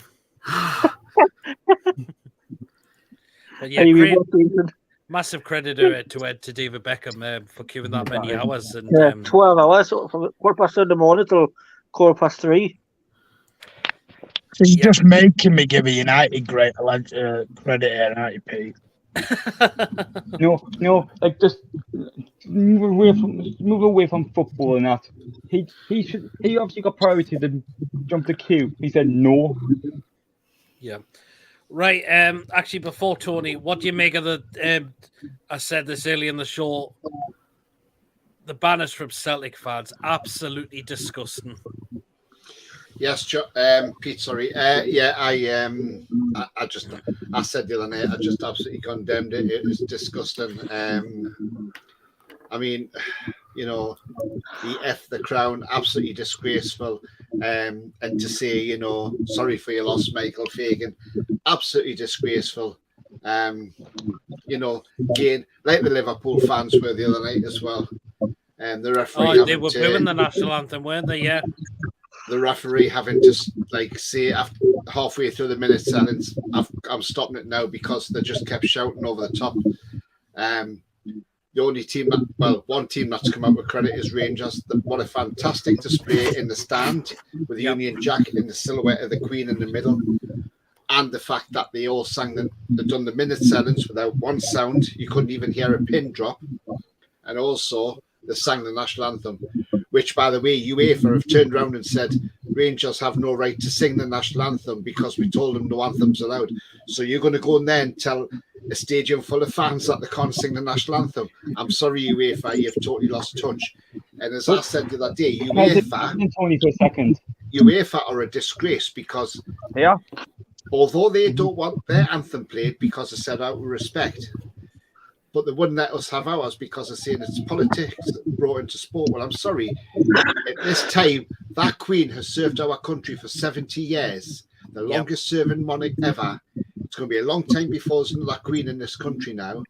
And the utmost respect she deserves is the national anthem being played out and being sang. And the thing is, for them, for UEFA to say that we can't have that national anthem playing is an absolute disgrace. And UEFA need to have a hard, long look at themselves. Yeah, absolutely. Yeah, I totally agree. Tony, there's a report going out, like UEFA have backtracked and said no further action on Rangers' side about the singing the national anthem. Well, that's all right. I mean, the one thing that I do find odd, and I've not seen any reports anywhere, unless anybody else on here has seen any reports in the chat or on the panel themselves, but I've not seen Celtic come out and condemn their fans for it. I've not seen Liverpool Football Club come out and condemn their fans. I think you've done a discredit to your club by not doing that because you've just sent your clubs further down in estimation. They should have come straight out and said, we do not condone what our fans are doing. Celtic should have said that. Liverpool should have said that. And because now they have, they should be embarrassed. They should be embarrassed. Liverpool, because it got spun into a media frenzy of, it was a moment silence. Suddenly got changed to a moment silence. So they got away with the 23 seconds. And the other thing was, everyone who was there, media-wise, came out and said it was impeccable.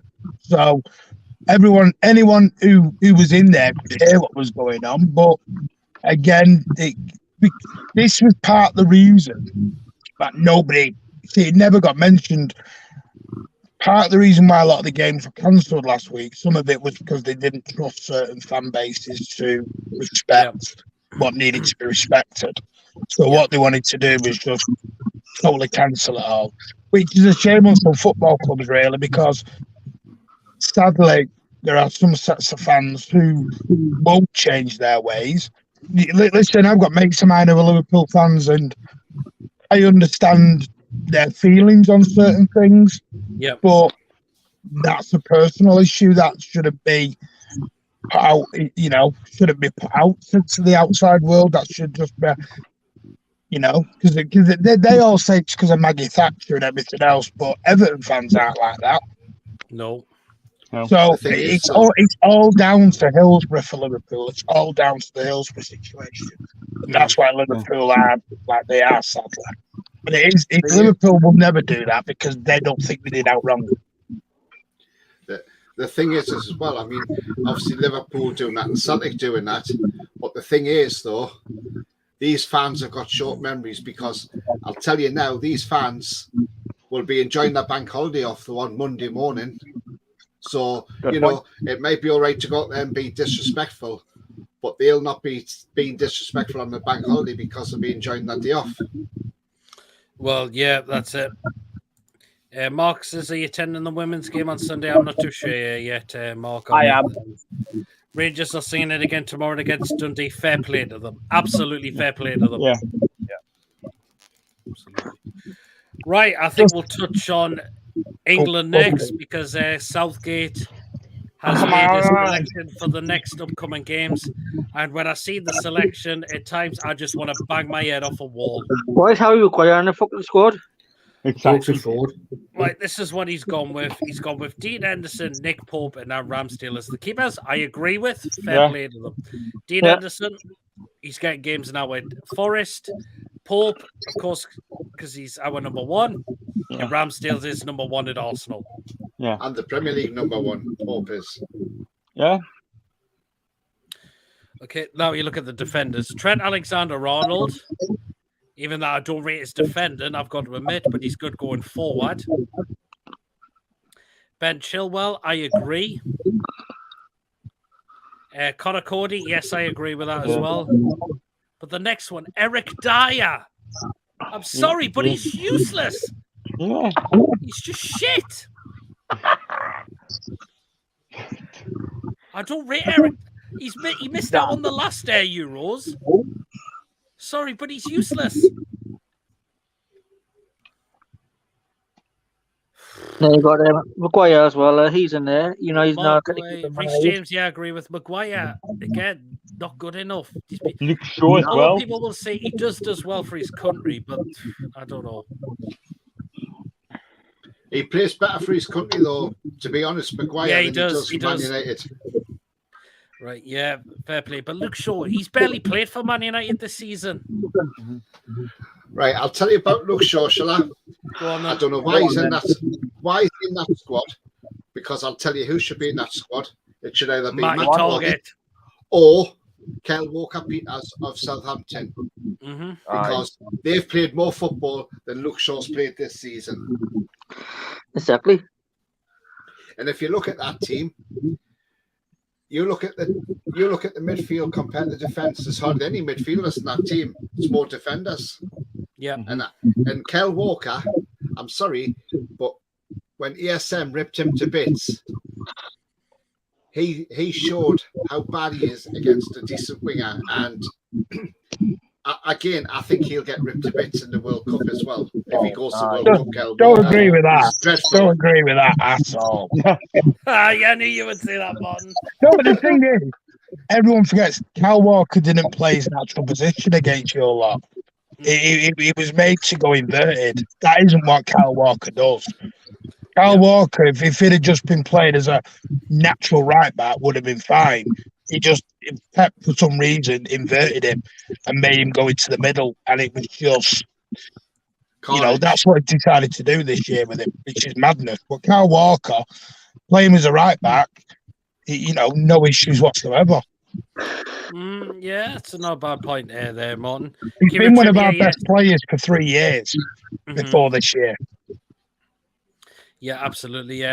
Let's look at the midfield. Jude Bellingham, yes, I agree with. Mason Mount, yes. But Calvin Phillips, he's barely played for Man City. Martin, explain. I forgot he played for them. How many games has he played for as Calvin Phillips? He's played about one sub appearance. I think you've got to remember he's been injured. And like you said, there's not many midfielders. In this country, we're not blessed with talented midfielders. It's like Foden's been put into the forwards, but you could have easily put him into the midfielders, I suppose. Yep. So I think it depends where you're going to play people. I've no problem with Phillips being in there. Because he won't be, because he's a Man City player. But he was in there for Leeds, wasn't he? He was, yeah. Yeah. So he's not been picked because he's a City player. Been picked because he was an England international before he signed for City. Yeah. So it has now to do with the City factor. Declan Rice, yes. Ward-Prowse, yes. Tammy Abraham. Gerard Bowen, I think he's had a poor start for West Ham this season. Yeah, I've just got him off the fantasy team. I think he's been poor this season, Gerard Bowen. So I'm taking credit if he scores against Everton on the Sunday. I mean, if there's any deserved call up in that squad, that's Ivan Toney. Can I just put in for 1 second? Go on then, Lewis, yeah. Like, Villa fans are clapping, I think, the team, clapping the 17 minute, and the players have stopped and clapped as well. Oh, that's great. That's great of them. I think the Ivan Toney one, that's a good shout, because he deserves well deserved.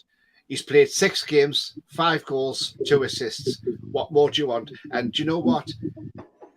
He's got to go. I mean, I hope he gets a chance in these games against Italy and Germany to show what he can do. Yeah, and even take him to the World Cup, because he could be a great backup striker to have on the bench, and he can take a great free kick as well. I know Harry Kane's always going to be the number 1 striker, and naturally so, because he does score well for England, and he's going to be the record goal scorer as well. So, Ivan Toney, he had to be called in. If he didn't get called into this England squad, I think I would have been questioning, hang on a minute, Southgate, Ivan Toney's one of the top English strikers in the country this season. Why is he not in the England squad? But he's in there, and that's well deserved for him. Phil Foden, yes. Jack Grealish, I know Martin will say because he's been picked because he was brilliant for Aston Villa. No, it's because he plays differently for England than he does for City, doesn't he? For England, he's a different player. Yep. That's the biggest issue. Jack for City has been atrocious so far. But a lot of it as well is because of part of it is because of the clubs they play for. A lot of the top teams do get their players in there. Sadly, I mean, I don't always agree with it, but he's sadly a way of life. That's why Maguire's in there, because he plays for United. Trent has had an awful start, but he's still in there. So, yeah, I mean, that's a good point as well, Martin. He has actually had a poor start. The thing with Southgate will say that, form's temporary, class is permanent. That'll be his overall idea behind it. Because if you look through the actual squad, there's not many players that are having a blistering start to the season. Everyone's having a bit of it, especially if you look at the back line. I mean, John Stones hasn't really played a lot for City. Luke Shaw hasn't played at all.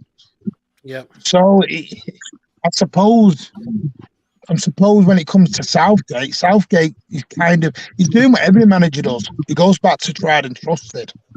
Yeah.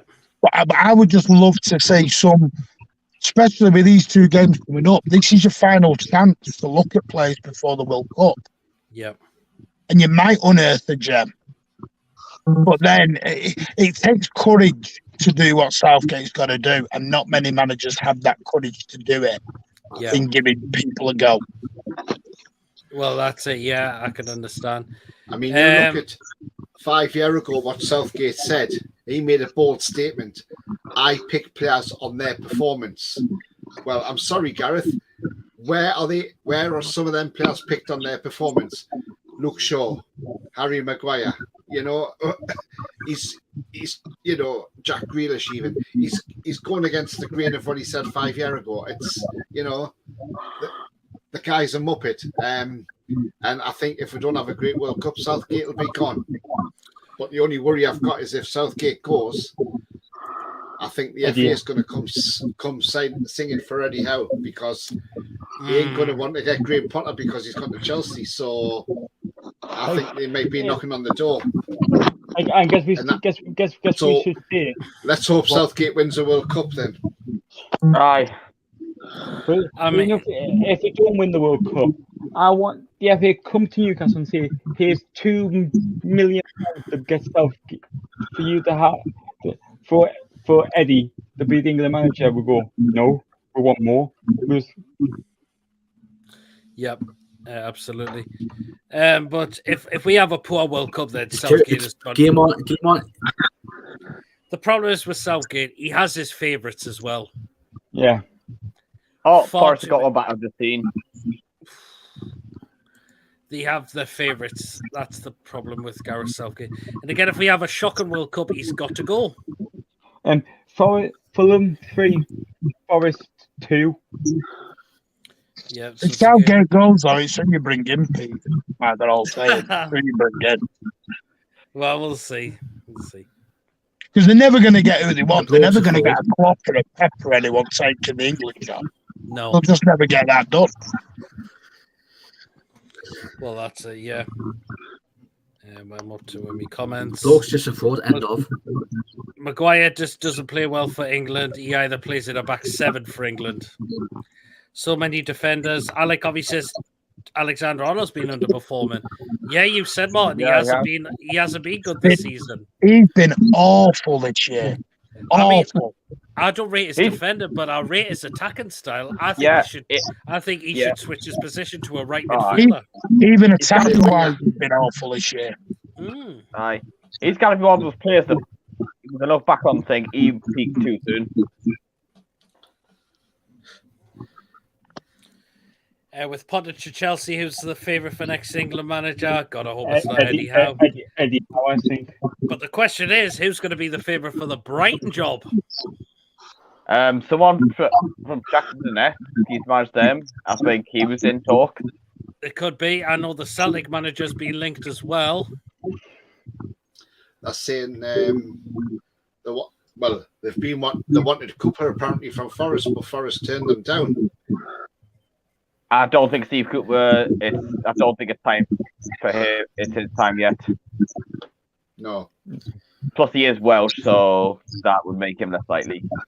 I mean, would Eddie Howe be a bad choice in terms of your future as well? And what I mean by that is to go where Newcastle want to go.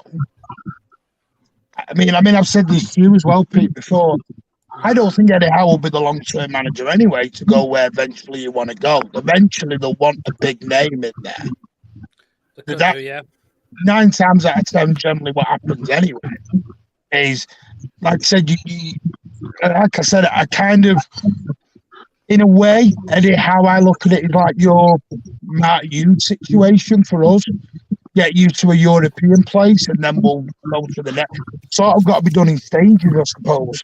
So I suppose if Eddie Howe, I don't know because I don't know the relationship with Eddie Howe and the owners. I don't know what their long-term goal is. Paddy, it's great at the moment.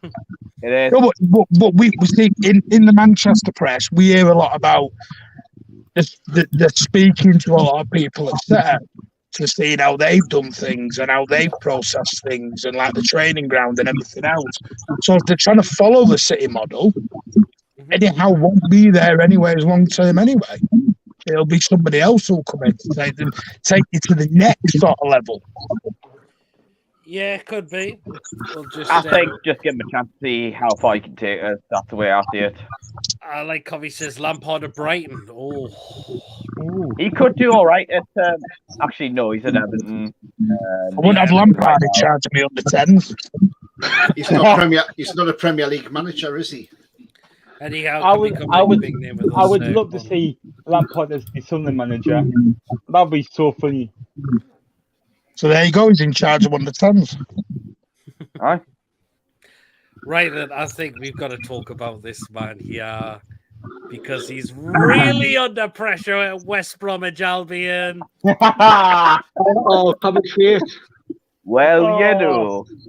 Well, you know. Well, he's 20th with West Brom in the table.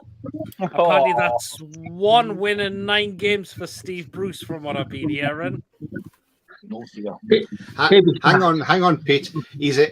Come on. The press say he's a lovely family man, and he's so infectious. Now, come on, is he hell? I mean, I work with a couple of Norwich fans, right? And I was talking to the guy today, and he said, obviously that's who they play tomorrow at Carrow Road, West Brom.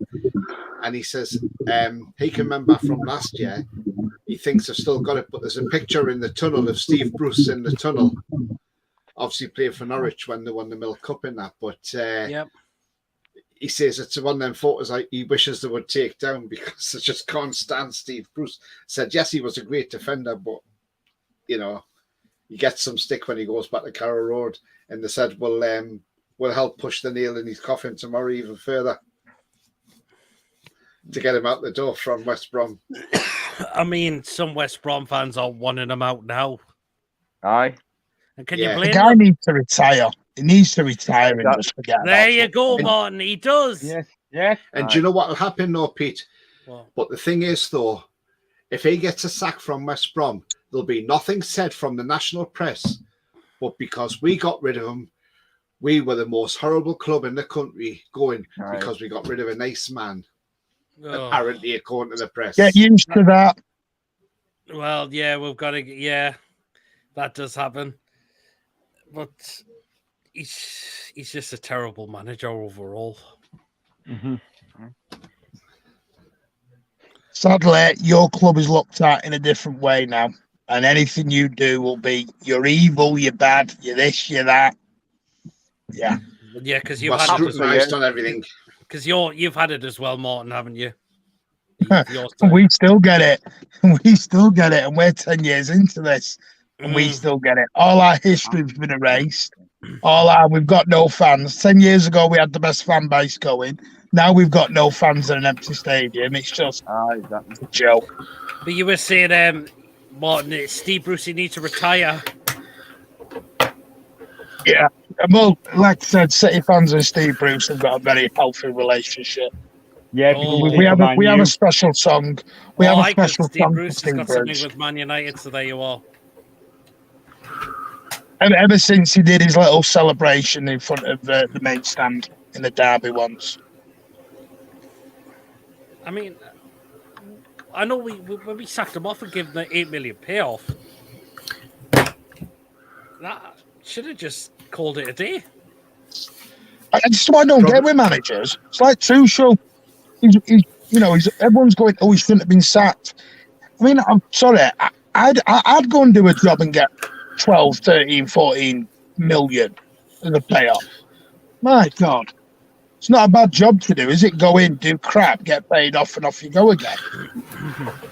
That was the problem with Steve Bruce, because he knew he was under pressure, and he knew with the new owners coming in that he wasn't going to be long term there. But he could have done this if he had have done the decent thing when we lost to Spurs and said, "Look, I'm not the man really to take this club forward. I'm going to hand my resignation and then go." A lot of people would have said, "Well done for that," and nothing would have been said, and they would have said, he's left with dignity and he's done, But because he hung around and he waited until he got the sack to get his compensation money, that's where he's gone down in everybody's estimation. And obviously he needed these £8 million to help fund his kebab addiction. And his shares in Greg's as well. Yeah.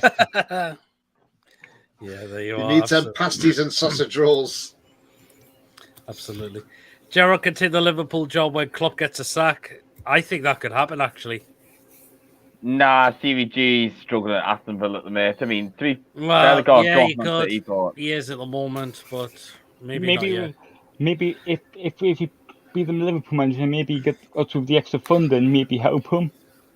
I think Martin can sum this up. I don't think people are comparing Nunes with Haaland anymore. Exactly.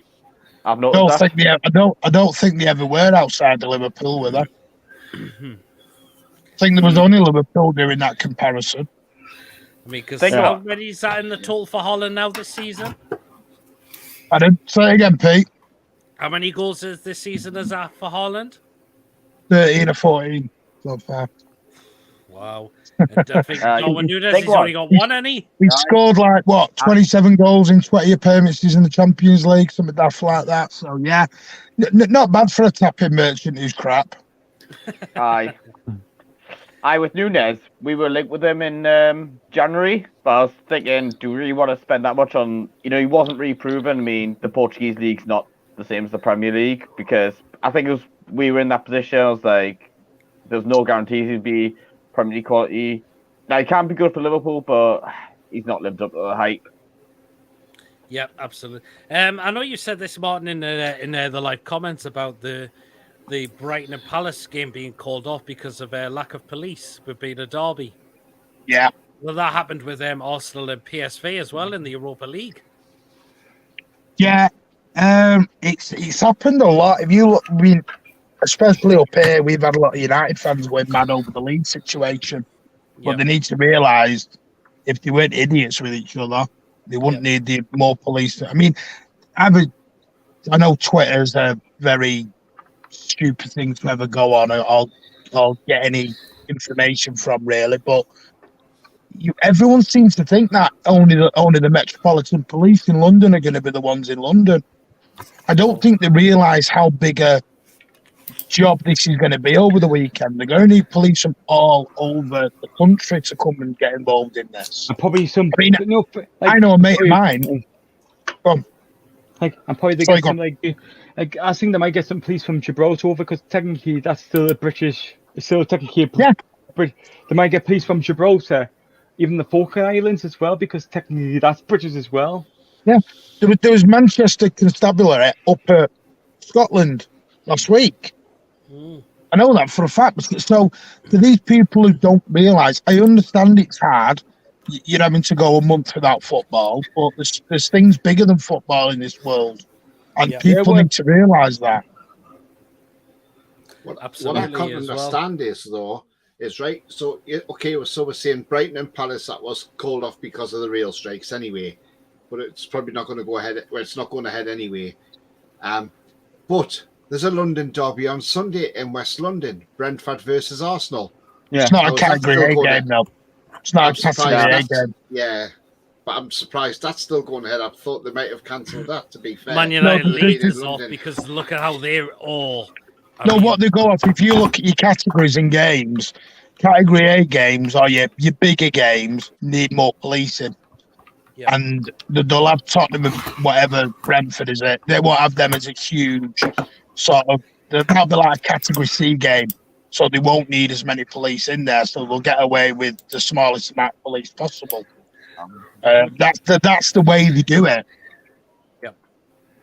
It's like if there was if City were playing United this weekend, that would have been off. Yeah. Because they wouldn't have been able to police it. Yeah. Same with Newcastle Sunderland if we played them. Yeah. Yeah. Absolutely. And will it be the same thing if we played Borough? It could be. Because technically that's still the derby. Yeah, it is a bit in a way, but Man United Leeds are off, and look how them fans hate each other to the guts as well. Yeah. I mean, the Arsenal PSV thing is funny. I mean, our game with Arsenal's ended up being called off, which is actually a blessing for us because we would have ended up with Liverpool and Arsenal back to back. So it was actually quite a blessing for us. Yeah. But I think people are more worried because the amount of games that have could have come in at the moment because they're already kind of squeeze games in and out. And the problem is with the PSV. They've got to play the game because if Arsenal don't, they'll forfeit the points off. So they've got to get that game in. The conference group stages last year, they went out. Yeah, it's like Tottenham. Tottenham got done last year on that, so they lost out points off and they were out. So you think UEFA? That's the problem with UEFA. Everything, all these UEFA competitions have got to be done by I think it's November the 3rd. All first round. Well, actually, it will be December the 31st, but actually, it'll be a bit earlier with the World Cup. No, but all the Champions League group games are done by November the 3rd, November the 4th. Yeah, they are. They've all got to be done by then.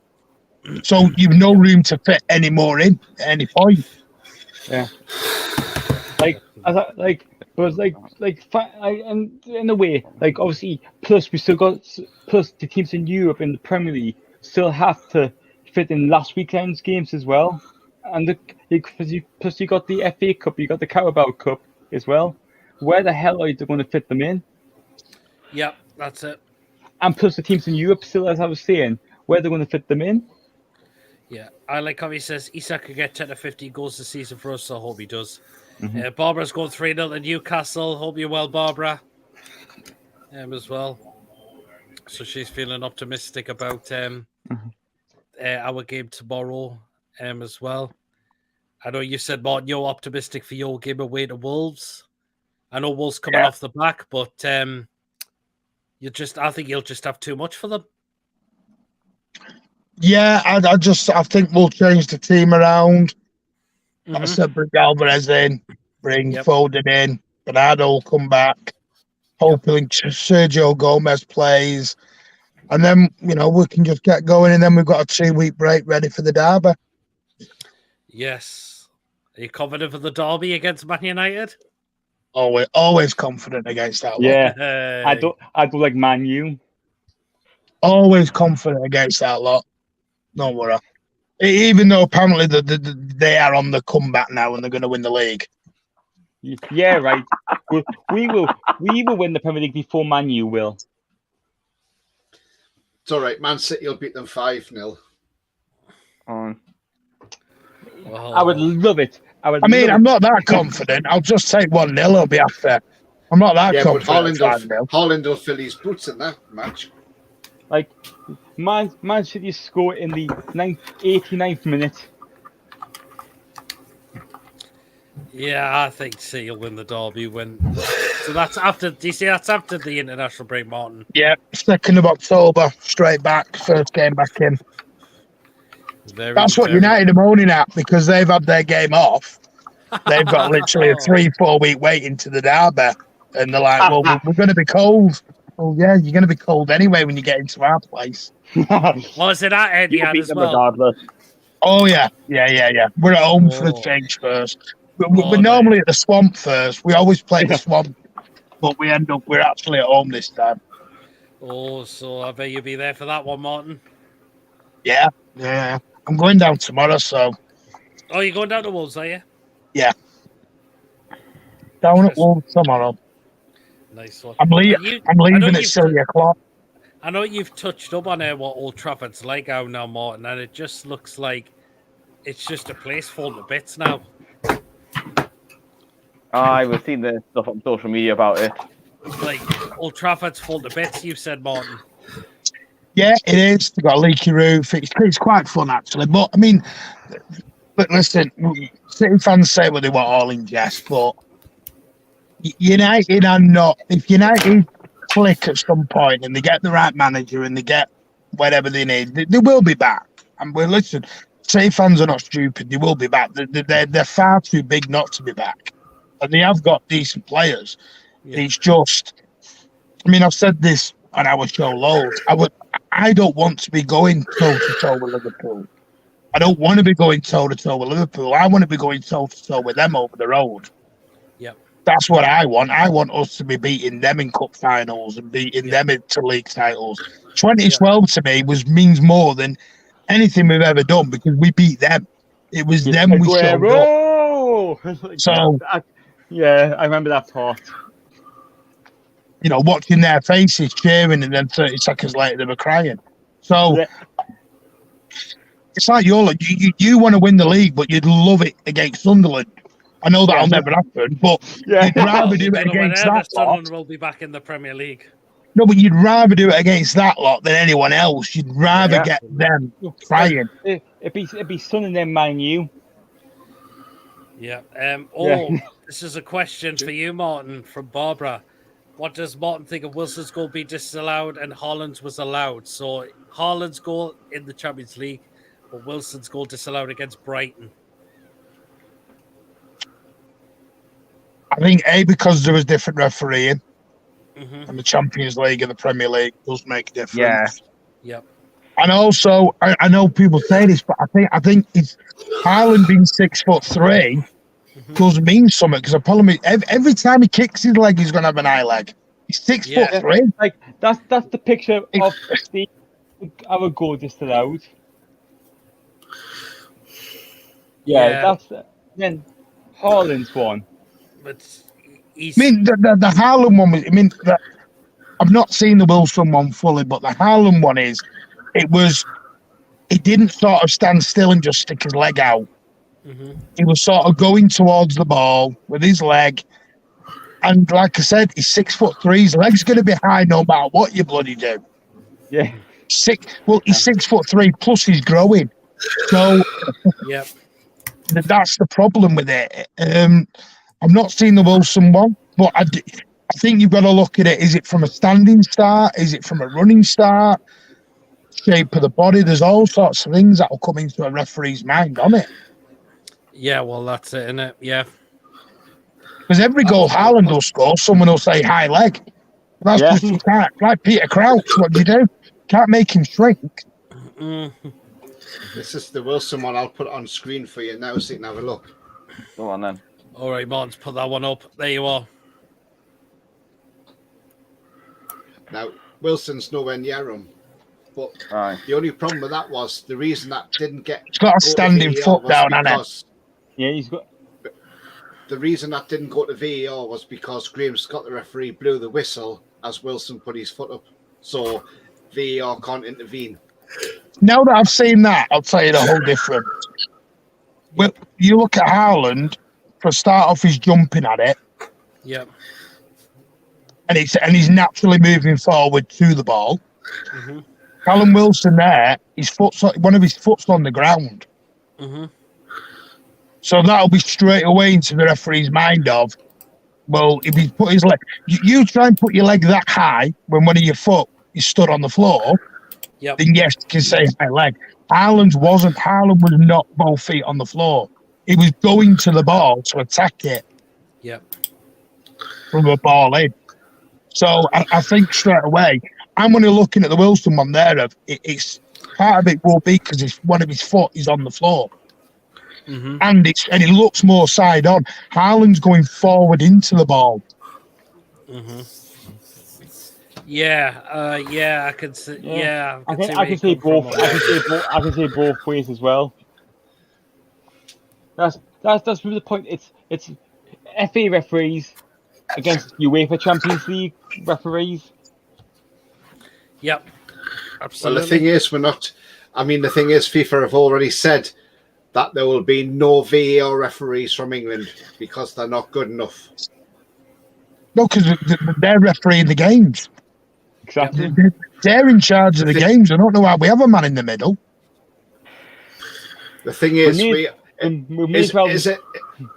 as a country and an association like Mike Riley, who's only there till December until Howard Webb takes over. Now, Mike Riley should be embarrassed. He should be embarrassed by the fact that we can't have a VAR ref at the World Cup because we're not good enough, and he should be totally embarrassed by that. Mm-hmm. But he don't care. Mike Riley was never a great referee anyway. No, I don't think they are bothered. I don't think they do care. That's the sad thing about it. They don't care because in England, especially with the Premier League, we have this idea of we've got to be first at everything. We've got to be the inventors of everything. So instead of following the rules of VAR across Europe, we've got to tweak it and change it and make it look more clever. And you just make yourself look stupid. That's all you do at the end of the day. The fact is, like Tony's saying with Mike Riley, he's making his own referees looking at. Yep. Mm-hmm. And he doesn't see it. And it'll be even worse when Ferguson's love child takes over. Oh yeah. Oh God, they're going to get Fergie time on the. Jesus. Howard Webb. You're gonna get Howard. You're gonna get Fergie's love child take over, and every game will be 105 minutes. Well, like our game against Liverpool. Aye. Although to be fair with Howard Webb, he's done a great job on the MLS referees, and he's made them better referees. And he's got a VAR manager as well who oversees VAR, and they do a weekly show and go through decisions and how they've come to them. Now that's something they don't do in this country because they wouldn't dare, because they would be jumped on. And when you see Dermot Gallagher do his ref watch, sometimes you look at him and you think, and you sometimes see him and you think, well, I don't agree with you, Dermot. The reason is he's still paid by the PGMOL, so he's not going to see anything wrong against them. Mm. Hey, think of it this way. If there wasn't a VAR the way it's run in this country, none of us would be on any of these shows. Yeah.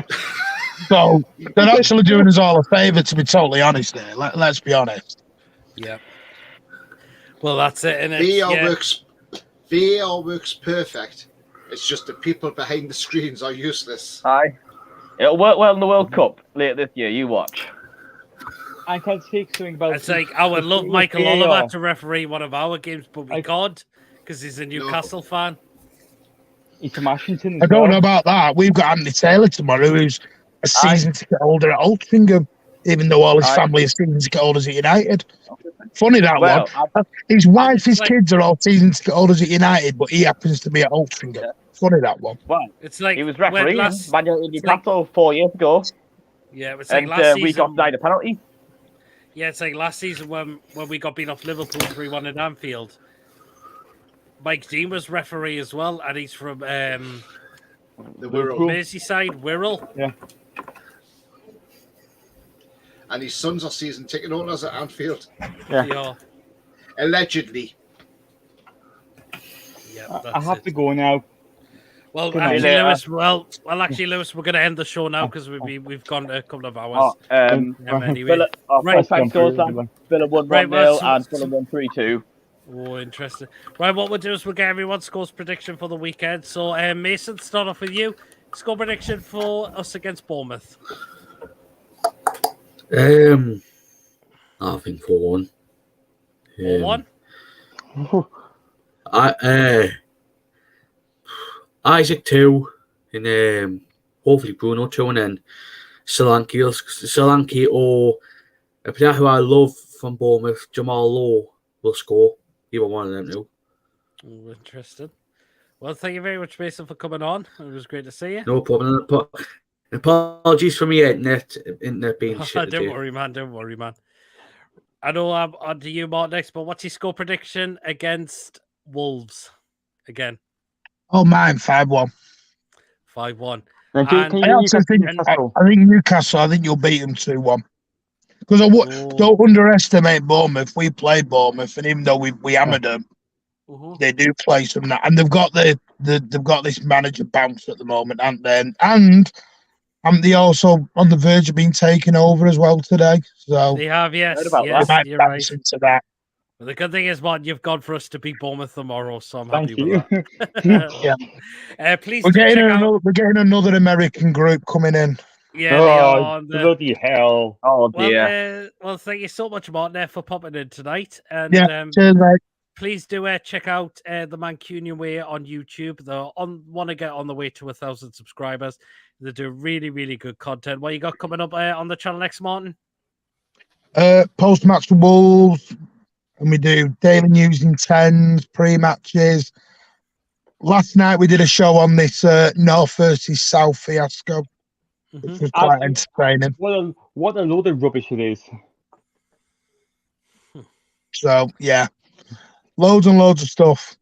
Right. Oh, interesting. Well, please to again check out the Mancunian Way. Martin is part of that channel, and these guys are all trying to get on the road to 1,000 subscribers. Thank you so much, Martin, for coming in. Thank you so much, man. Good night. Take care. Tony. Yeah. Well, I think we'll get 3 points tomorrow against Bournemouth. I'm sticking with my score. I know people may think it's a bit extreme, 5-0, but I think Isak will get at least 1 or 2, maybe. I'd love to see him get a hat-trick. But yeah, I think 5-0 tomorrow. But we'll get back on the winning track now, and we'll win that game, because we are close to giving somebody a thrashing, and I've got a feeling Bournemouth may just be the team that gets it. It could be. Well, I hope you're right, Tony, or we'll get 3 points tomorrow. Thank you so much, Tony. Of course, so. Of course, Tony is part of John's channel, John Sinclair TV. Of course, John was on the preview with me today, so please do check out John Sinclair TV on YouTube, as Tony is a co-host on John's channel. Thank you so much, Pete. Thank you so much, Tony, for coming in. See you, Tony. See you. Good to see you. Bye. Lawrence. 2-1 Newcastle. Who's got the goals? Isaac will get a goal. I haven't really thought about other goal scorers. Actually, you know what? I'm going to say Isaac will get both goals for us. Ooh, fair play then. Well, then, good to see you, Lawrence. And please do check out lads. Lawrence on the Geordie View channel. See you, Lawrence. Lewis. I think 5 or 6 if our players are fit. If not 2-1. I'm going both, like doing 2 scorelines in case if our players are not fit or not. Oh, interesting. Well, thank you so much, Lewis. I don't care who scores the goals. I just want the 3 points. Just want to win. You just want to win, don't you? Yeah. Well, it's good. Thank you so much, Lewis, for coming in. Because I'm going to watch my favorite show now on Channel 4. Oh, okay. Good to see you, Lewis. Thank you so much for coming on tonight. Bye. See you, Lewis. Good to see you. Well, guys, I'll just wrap through these comments. I like Covey says, by payday and all. He says, Brighton have found guilty of bringing FA transfer rules, apparently. Oh, have they? And David, nice try there. No fault for that. But anyway, guys, thank you so much again for tonight. It's been a blast of a show. It's been a lot of talking, a lot of football talk tonight going on. Again, of course, do keep an eye out for me quick thoughts after the game tomorrow. And, of course, the fan reactions as well. And Sunday, I'll definitely be back for the match review and player ratings show as well. Well, guys, until then, thank you so much for tuning in tonight. Please do stick the thumbs up on the video. Of course, if you're new to the channel, or if you enjoy the content and you're not yet subscribed, hit that subscribe button. As well, you can still donate when this video does come out, and you can become a member of the channel as well, definitely. Thank you so much, guys. Hope you enjoy your weekend. And of course, we'll be paying our respect to our Her Majesty tomorrow, along with the other clubs that are doing so as well. Fair play to them as well. And I shall catch you all later.